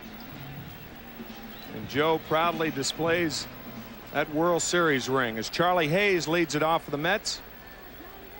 Here in the bottom of the 7th with the Mets on top, Dave Malicki has just been brilliant. Only 4 hits. He has struck out 7 and walked 1. And the breaking ball has been his friend tonight. Ball 1 to Hayes.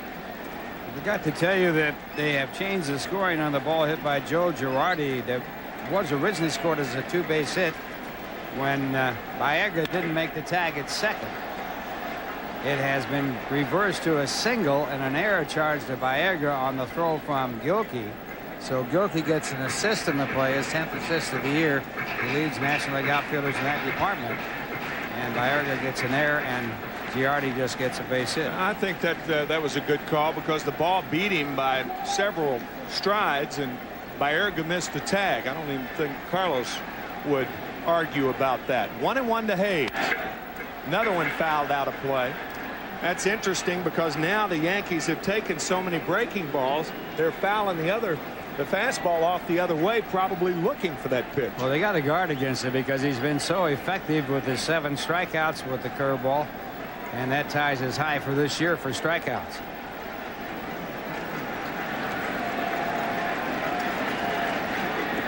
Breaking ball in the dirt. 2-2 to Charlie Hayes. Check out our Nobody Beats the Wiz scoreboard. Cincinnati over Cleveland, an interstate rival. Phillies at Boston are tied. Florida over the Tigers in the 8th. The Braves over the Blue Jays. Roger Clemens started that game, going after victory number 12. Then our Toyota scoreboard. Boy, those Expos have won 8 in a row. The Expos entered today's play 3.5 games behind the Atlanta Braves. How about that? A game behind the Marlins. The Mets only 5.5 back. Full count to Charlie Hayes. And the breaking ball is fought off, fouled away. First time in Malecki's career that we have seen him pitch for the New York Mets, and he has been throwing breaking balls behind in the count. You mentioned it earlier. I think the influence of Bob Apodaca certainly showing up once again, as it has all season with these Mets starters. And this breaking ball is low, so Charlie Hayes draws a walk, only the second walk of the evening for Malecki. Now Apodaca talking to Valentine. Walked a batter in the last inning and a batter here in this inning, and pitching coaches really watch walks late in the ball game. It's an indication, doesn't always mean that's true, but it's an indication the pitcher might be getting tired. Bobby Jones, who worked in last night's game, picked up his 3rd loss of the year, and Mark Whitten on the first pitch pops it up. Carlos Baerga, 1 out. That's something that I have never really understood, Tim. After a walk and you're behind by 5 runs, why you want to swing at the first pitch? You want that pitcher to pitch some more. If he is tired, get more tired. Well, I'll tell you, a generation ago in baseball, that would have called for a fine. Joe Torre certainly not happy about that. I think one of the interesting things about the managers tonight, Joe Torre, an American League manager that spent most of his time managing in the National League. Bobby Valentine, a National League manager, spending most of his time managing in the American League. Nice and switch. another first pitch by Chad Curtis. So after the 3-2 walk, and your point's well taken, Ralph, after the 3-2 walk, Witten and Curtis, with the Yankees trailing by 5, both swung at the first pitch, 2 outs. And you can understand Witten because he has home run power. You can say, okay, well, maybe he might drill one out. Curtis is anything but a home run hitter. He should be trying to get on base. This just in, Mike Lupica, the Daily News, gave us a note between innings saying that Irabu would not be in the bullpen tomorrow. He'll be starting tomorrow if the Mets win tonight. Joe Girardi to batter.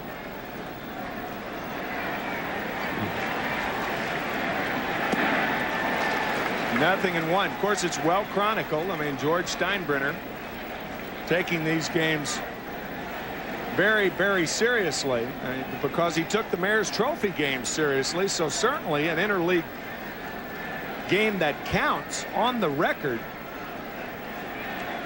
We mentioned earlier, the rumor mill has it that Andy Pettitte was moved back to the 6th day on the suggestion of George Steinbrenner. Of course, the Mets took it seriously when they first played the Yankees here in Yankee Stadium in 1963. That's true. They started their best pitcher in the exhibition game, Carlton Woolley, and Jay Hook was their next best pitcher, and he pitched in that game. The Mets won it 6-2 in the first meeting here at Yankee Stadium between the Mets and Yankees. Leadoff double by Jimmy Pearsall in that game. Casey wanted to win it. And if the Mets can get 6 more outs, they'll win it. On our Miller Line score, it's 5-0 New York Mets, and we'll return after this message. The only number retired by both the Yankees and the Mets, number 37, the dear man, Casey Stengel. And here he is accepting the Mayor's Trophy from then Mayor Robert Wagner. Good to see you, Casey, and this is a great pleasure for me to present the Mayor's Trophy to you and the Mets for your victory over the Yankees in the game last summer for the benefit of Sandlot Baseball, and all the youngsters of this city I know appreciate it very much. I have been in baseball over 50 years, accepted many gifts for playground committees, and I want to thank you, Mayor Wagner, that this is possibly for the Mets the biggest gift that I have to give for the ownership, for my players in beating such a wonderful team, the Yankees. But I realize at my age and the cities that I have attended that this is the biggest thing that we feel that you've done this year for the youth of America.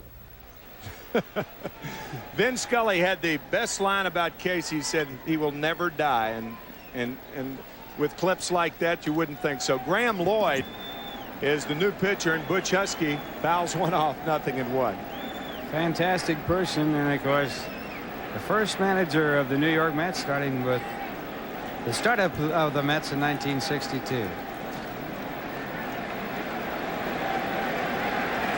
Slider ripped. A great play by Charlie Hayes, and he throws to first, picked on the other end.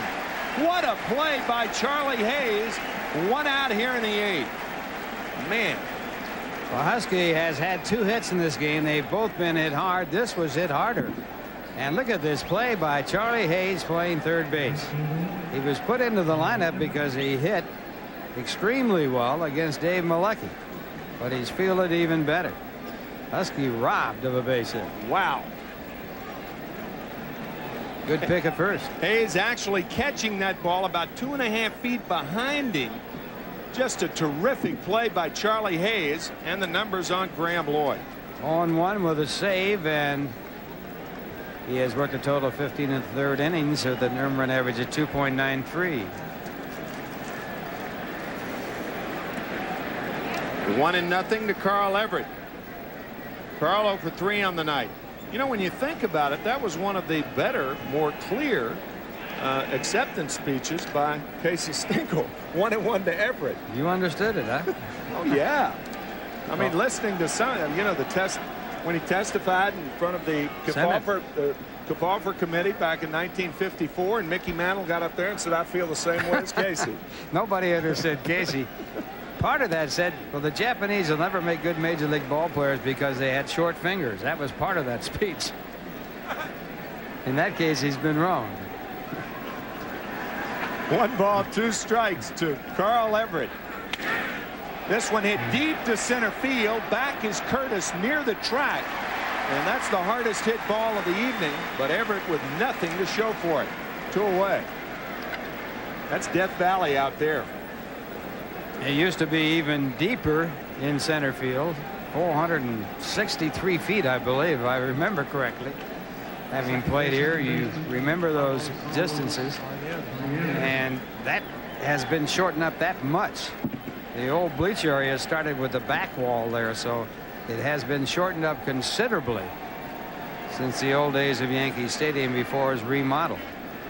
Carlos Baerga outside from Lloyd. 1 ball, no strikes to Baerga, who has grounded to second 3 times this evening. He's 0 for 3.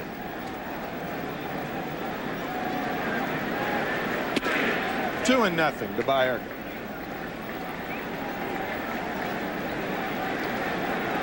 Lloyd from Australia. 6'7". He's from down under, but throws over the top.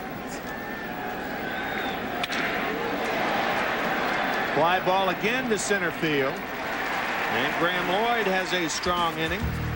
But the Mets have had a strong night. It's 5-0 Mets. Back after this from Chase, Manhattan. Along with Ralph Kiner and Gary Thorne at packed Yankee Stadium. Over 55,000 here tonight. I'm Tim McCarver. And as we said earlier, Ralph, it is a privilege to be here tonight. Another part of baseball history started right here tonight with the Mets and Yankees in regular season play. Another breaking ball by Malicki. Derek Jeter takes strike 1. Derek is 1 for 3 on the night. The Yankees have only 4 hits on the evening. 2 of them by Joe Girardi, their number 9 hitter. Low, ball 1, 1-1.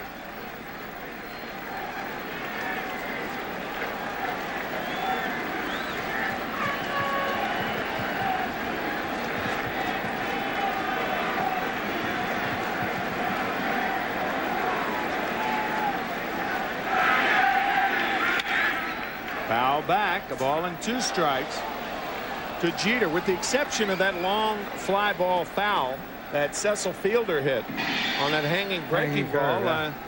The Yankees really have not hit balls hard tonight. Girardi had to single down the right field, the double down the right field line. He singled to left field. Baerga missed a tag at second. Fielder hit a double down the right field line. But the Yankees cannot figure out Malicki yet. 1-2 to Derek Jeter. Grounded to short. Lopez. High throw. Nice play, Olerud. 1 out. Lopez, the 3rd shortstop the Mets have had to use this year, and so far he's done a very good job filling in for both Ordonez and also Alexander. There is Ray Ordonez, who will be out another month or so. And Edgardo Alfonso, right to Ray's right. He played shortstop a lot this spring. And if he were healthy, he would be the starting shortstop. He lacks the range of Lopez and the others, but certainly his bat a key contribution to the Mets this year as Pat Kelly takes the breaking ball outside. 1-0 to Kelly, who's 0 for 3 on the night. 1-1. Alfonso playing shortstop would leave it open for Matt Franco to play third base, and Franco with a hot bat, so you'd like to see that combination. Alfonso hitting at the 300 mark and out for a short period of time. At least the Mets hope that's true. Got that cast on the arm there. Swing and a miss at the breaking ball by Kelly.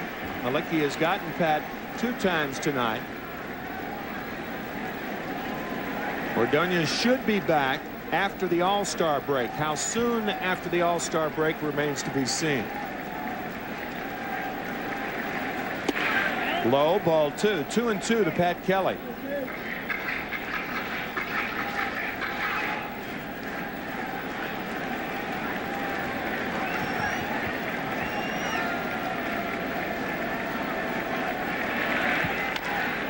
Tapped foul and off the foot of Pat Kelly. So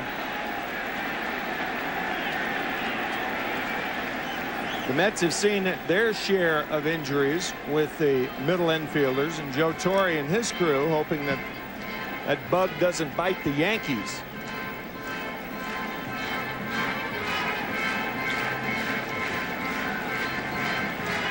Well, Roger Clemens losing his second game of the year. Roger 11-2, and look at Denny Nagel. A shutout for Nagel and the Braves as the first place Atlanta Braves in first place in the National League East beat the Blue Jays up at Skydome 3-0. That stops a 4-game losing streak for Atlanta. So a full count now to Pat Kelly. That's right, they lost 3 in a row to the Baltimore Orioles over the weekend. Strong Baltimore team. I mean strong. Like Davey Johnson had in 1986. Hit hard by diving Baerga as Pat Kelly has a base hit. That's hit number 5 for the Yankees, and that'll bring up Paul O'Neill, the right fielder.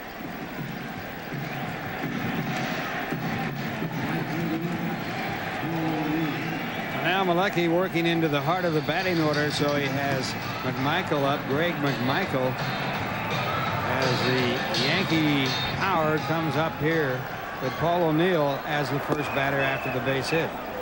Bobby Valentine realizing that Dave Malecki has never pitched a complete game in the major leagues, nor a shutout. O'Neill fouls it away. As a matter of fact, I don't think in his professional career has Dave Malecki pitched a major league shutout. Check on that. He's never pitched a shutout in the majors. Yeah, right. But I'm talking about minor leagues too. Minor leagues too. He has no shutouts in his professional career.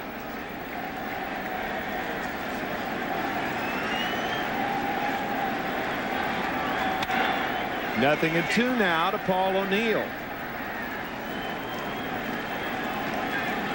So this, on this historic evening, this would really be a tribute to Dave Malecki if he could hold on to the shutout and the complete game. But obviously Bobby Valentine not taking any chances with McMichael up. No balls, 2 strikes to O'Neill. Pat Kelly at first base here in the bottom of the 8th inning.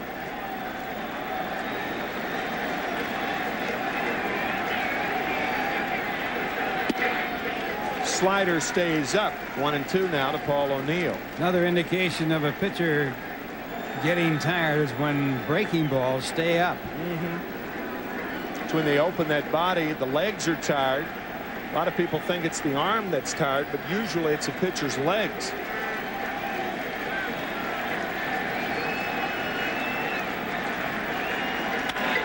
Line to left field.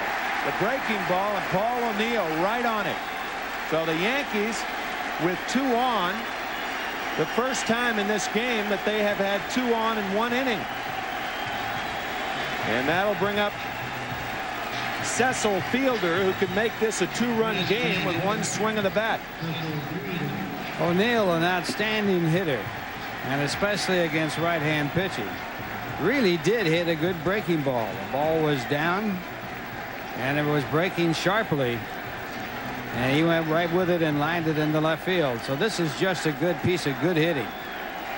A little bit high, but not bad. That hit right down there on that high breaking ball.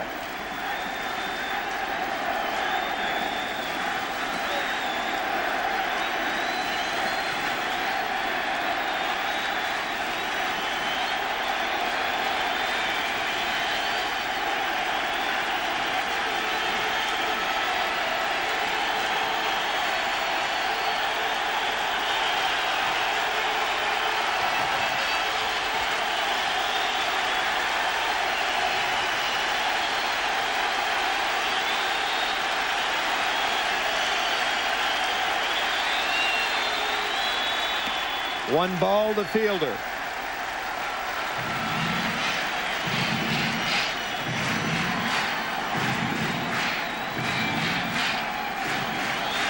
Malicki would like to make it 11.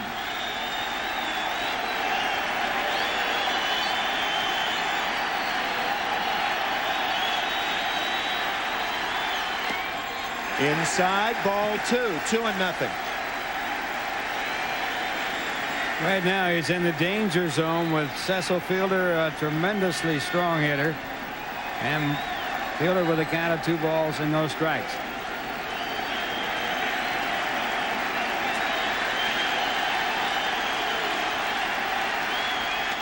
Slider tapped toward third. Frank on a good play, out at second. The ball hung up in the webbing, otherwise it's a double play.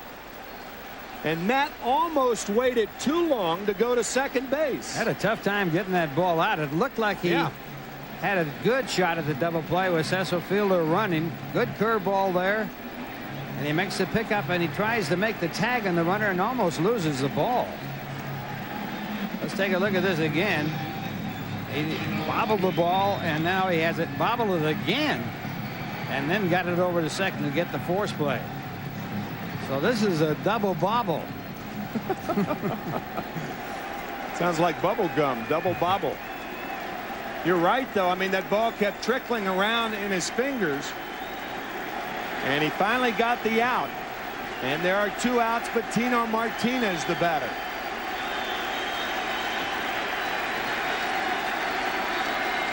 Inside, ball 1. Matt Franco telling me before the game he has never seen Yankee Stadium, never been inside the house that Ruth built, and has always dreamed of it.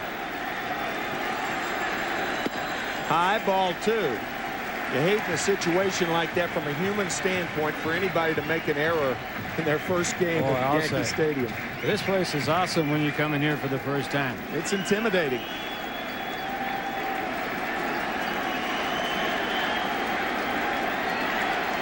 Two balls, no strikes to Tino Martinez. 2 out in the 8th. 2-1 to Tino. Throwing a fastball on that 2-0 pitch and Tino behind it. Constantino Martinez. The regal name, isn't it? That is a great name. Tino Martinez remembering those days in Tampa when he used to have to lift the tobacco. His grandfather owning a cigar company down in Tampa, Florida. 3 balls and 1 strike. Martinez in a recent article in Sports Illustrated saying he got his work ethic from his grandfather and his father. Some of those hot, muggy days down in the toting those cigar bales. 3-1 to Martinez. Home run swing on that ball. He was thinking 3-run homer. You could see Hundley say down. You saw him push the mid down as Kelly stays at third and Fielder stays at first. He'll be running with the gap 3-2, 2 outs. This is a big pitch right here.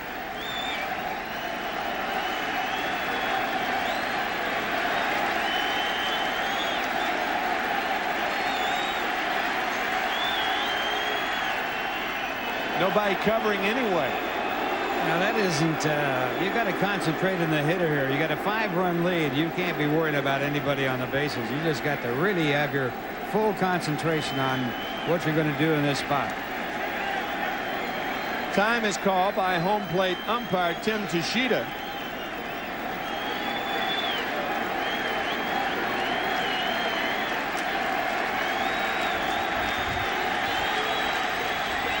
There goes Fielder, and this one lifted to right center field and playable. Johnson with his left arm out catches it, and that's the 3rd out. Dave Malicki, a 5-0 shutout through 8 back after this from American Airlines. It looked like when Dave Malicki came into the Mets dugout, Bob Apodaca approached him and asked him how he felt. We don't know that for sure, but it looked like Dave said, fine. We'll see if he goes out there in the 9th inning. Edgardo Alfonso shaking his hand. Usually when that happens, it's an indication that he's through for the evening. Now Todd Hundley coming over to shake hands. Meanwhile, the Mets lead 5-0 here in the ninth. Matt Franco, who is 1 for 3 and a run scored, takes ball 1 from Graham Lloyd, the left-hander.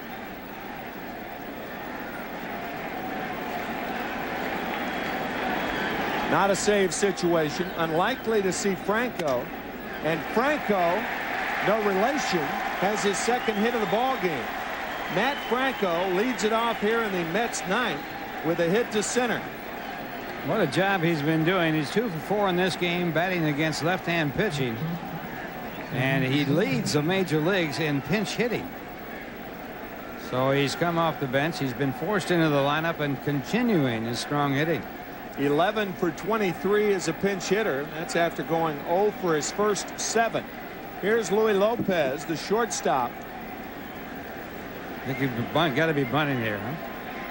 Appears that's the case. And Graham Lloyd bobbles it, and Lopez is safe at first. It'll be scored, a sacrifice and an error on Graham Lloyd. Well, he had a long way to lean down. He's 6'7", but he's sort of nonchalant at this. And he had plenty of time to make the play at first, and he sort of, look at this, one-handed it, pounced on it, and then pounced away, and he can't get it to first base in time. So an error will be charged to the pitcher. He's got a lot of time. Runs out of room, however. Now the Mets with runners on first and second, nobody out. Lance Johnson, the batter. He's 0 for 4, and he wants to bunt. He takes ball 1 low.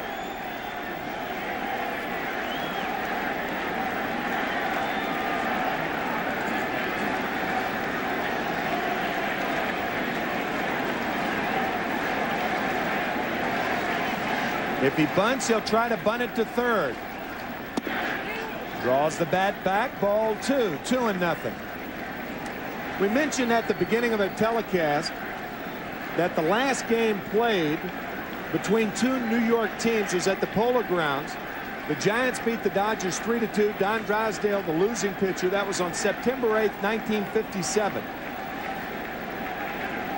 He wanted to hit. He takes ball 3. In that game, Willie Mays hit his 20th triple of the season. And the reason that that's important is because Lance Johnson last year with 21 triples became the first National League player to have 20 or more triples since Mays had the 20 and 57. So Lopez is out at second base. Johnson swinging on the 3-0 pitch. That's a bit of a surprise, huh? Sure was a surprise because the walk would load the bases with 1 man out, but they gave him a chance to hit away. And he gets a good pitch to hit. Makes pretty good contact, but he hasn't played since May 2nd. And the second baseman, Pat Kelly, turns the force at second base. No chance at all for the double play. Incidentally, in that ball game between the Giants and Dodgers, Hank Sauer had a home run. Hank Sauer had a home run. Junior Gilliam had a 2-run homer in that game. Hank Sauer was at that time 38 years old. Big Hank. 1 ball, no strikes now to Bernard Gilkey. Stayed with the Giants after being traded there from the Cubs. He had started his career in Cincinnati and then was the hitting instructor in the minor leagues for the Giants for many, many years. Outside, ball 2 to Gilkey. Bernard's just played a great ball game tonight. He is 2 for 3 with a walk. And his outfield play, as always, terrific. His 10th assist was registered tonight, even though he did not get the out. An error on Carlos Baerga on a hit by Joe Girardi, the catcher, and it's 2-1 now to Gilkey.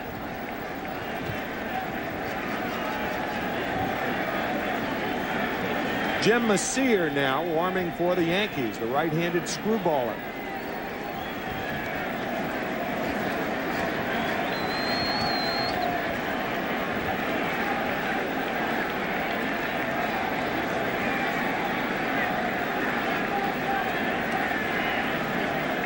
Graham Lloyd, of course, does not have near the move that Andy Pettitte has. Few left-handers do, few if any.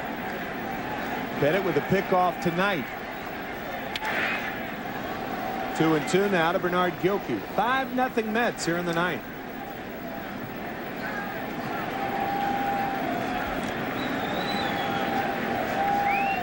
Joe Girardi giving the middle infielders signs that if the runner runs, this is what we're going to do, guys.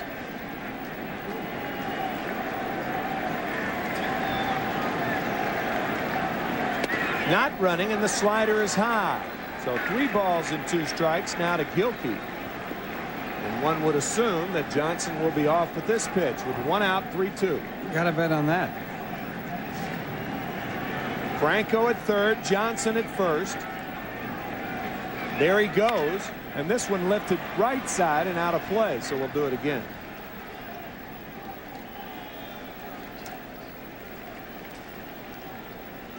Lance Johnson with those shin splints still isn't up to full speed. I imagine mentally he's very protective of those things because they are painful. Johnson gingerly goes to second again, and another one fouled off. Yeah, I think when you have shin splints and have the problems that Lance has, you have a tendency to run on your heels a little bit more, trying to cushion the blow of the foot to the ground. He said before the game when I was talking to him, he either played on real squishy ground or hard. Boy, he's getting the work out now. Yeah, you can see him he's kind of going down there. Those down there. dogs are barking. Oh. Still 3-2 to Gilkey.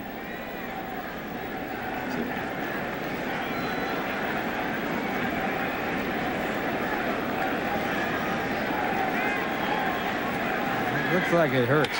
Going again, and this is all Lance Johnson needs. 4 foul balls by Bernard Gilkey. Saying, Bernard, put the ball in between the lines, will you? This is probably what he did for about 2 weeks before making the active squad. That's right. Little short sprints like this. He's off again. And this one hit to left center field. That's deep enough to score the run. As Franco tagged, and he'll walk home. The throw to second base, and the Mets lead it 6-0.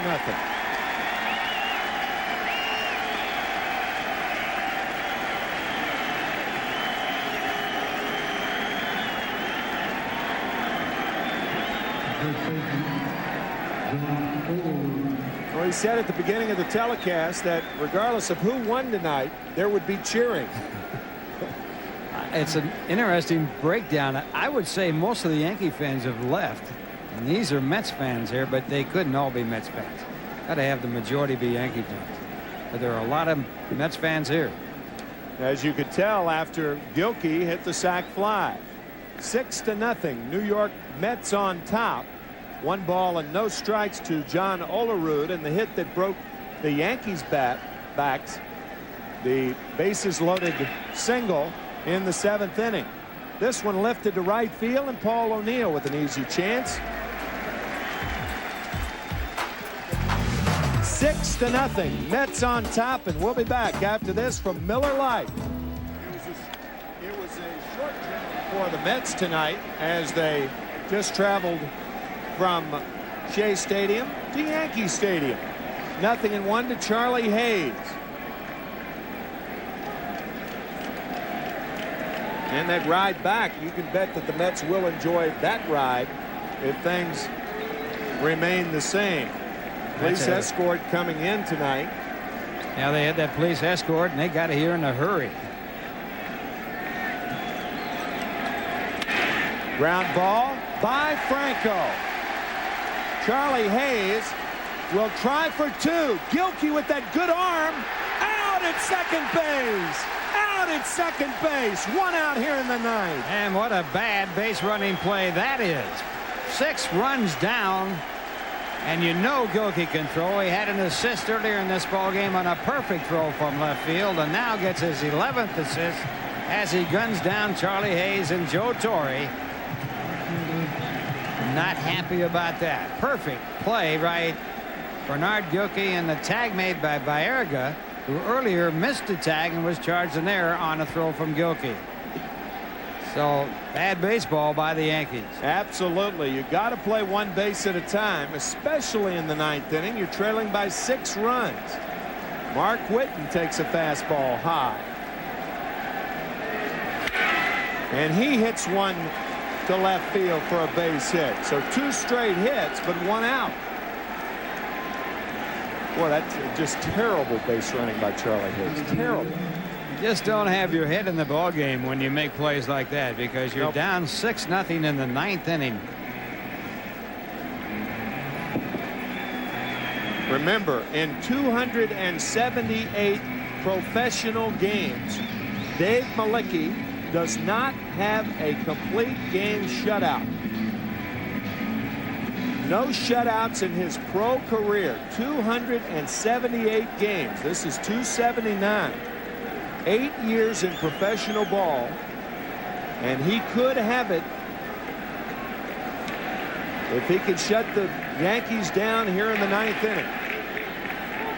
Chad Curtis, the batter. He fouls it back, 0-1 to Curtis.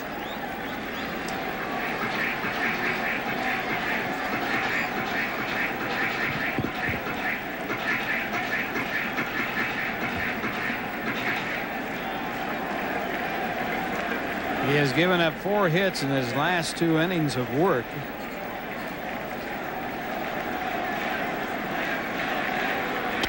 Breaking ball, strike 2 to Curtis. 0-2 to Chad Curtis with 1 on and 1 out here in the 9th. The Mets on top 6-0.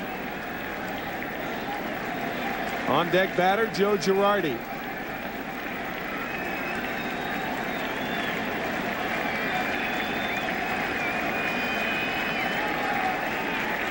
Breaking ball, third base. Franco to second, to first, not in time. And Franco took too much time, but in a way I think that might have been a good play because he wanted to make one sure. Absolutely. You get the first man for sure. You're not really thinking of the double play. He takes his time, makes a good accurate throw to second base, and they lose a possible double play. But you want to make one sure, and now the Yankees are down to their last out. Joe Girardi, the batter. Girardi has 2 of the 8 Yankee hits on the evening.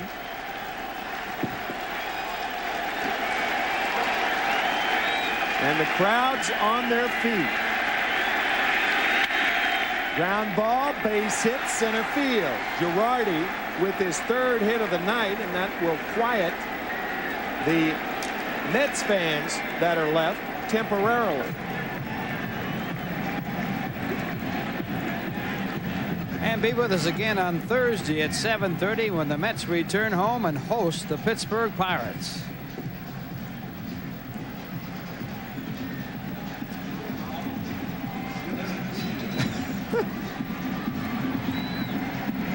You can understand why that dude needs that back brace.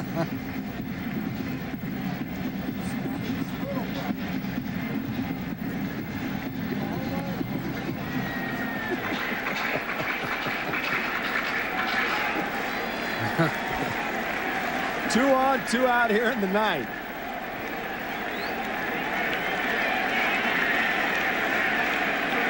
Derek Jeter, the batter. Derek 1 for 4 on the night.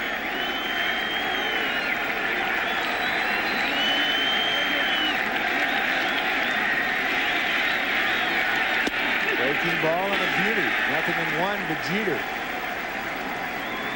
Jeter led off the game with a base hit in his first pitch. Bob Apodaca hoping that on the last pitch of this game, Jeter goes 1 for 5. Breaking ball, nice play, Hundley. 1-1 to Derek Jeter.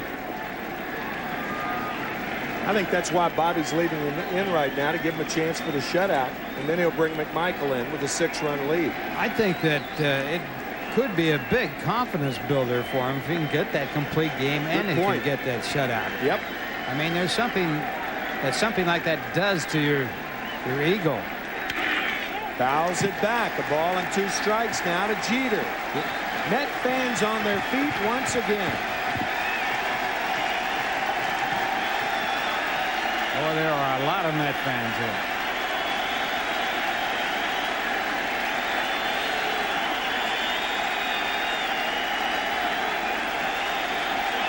Joe McIlvaine right there and Steve Peters. of the New York Mets.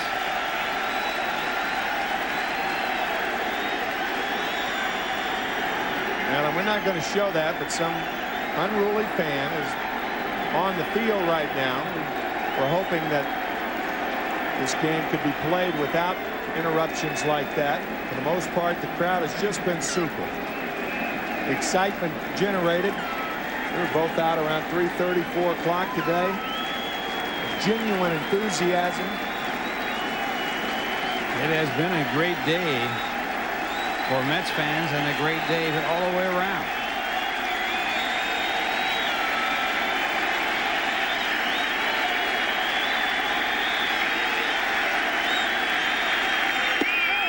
Just outside. Jeter did not go, says first base umpire Don Dinkinger. So the count, 2 balls, 2 strikes to Derek Jeter.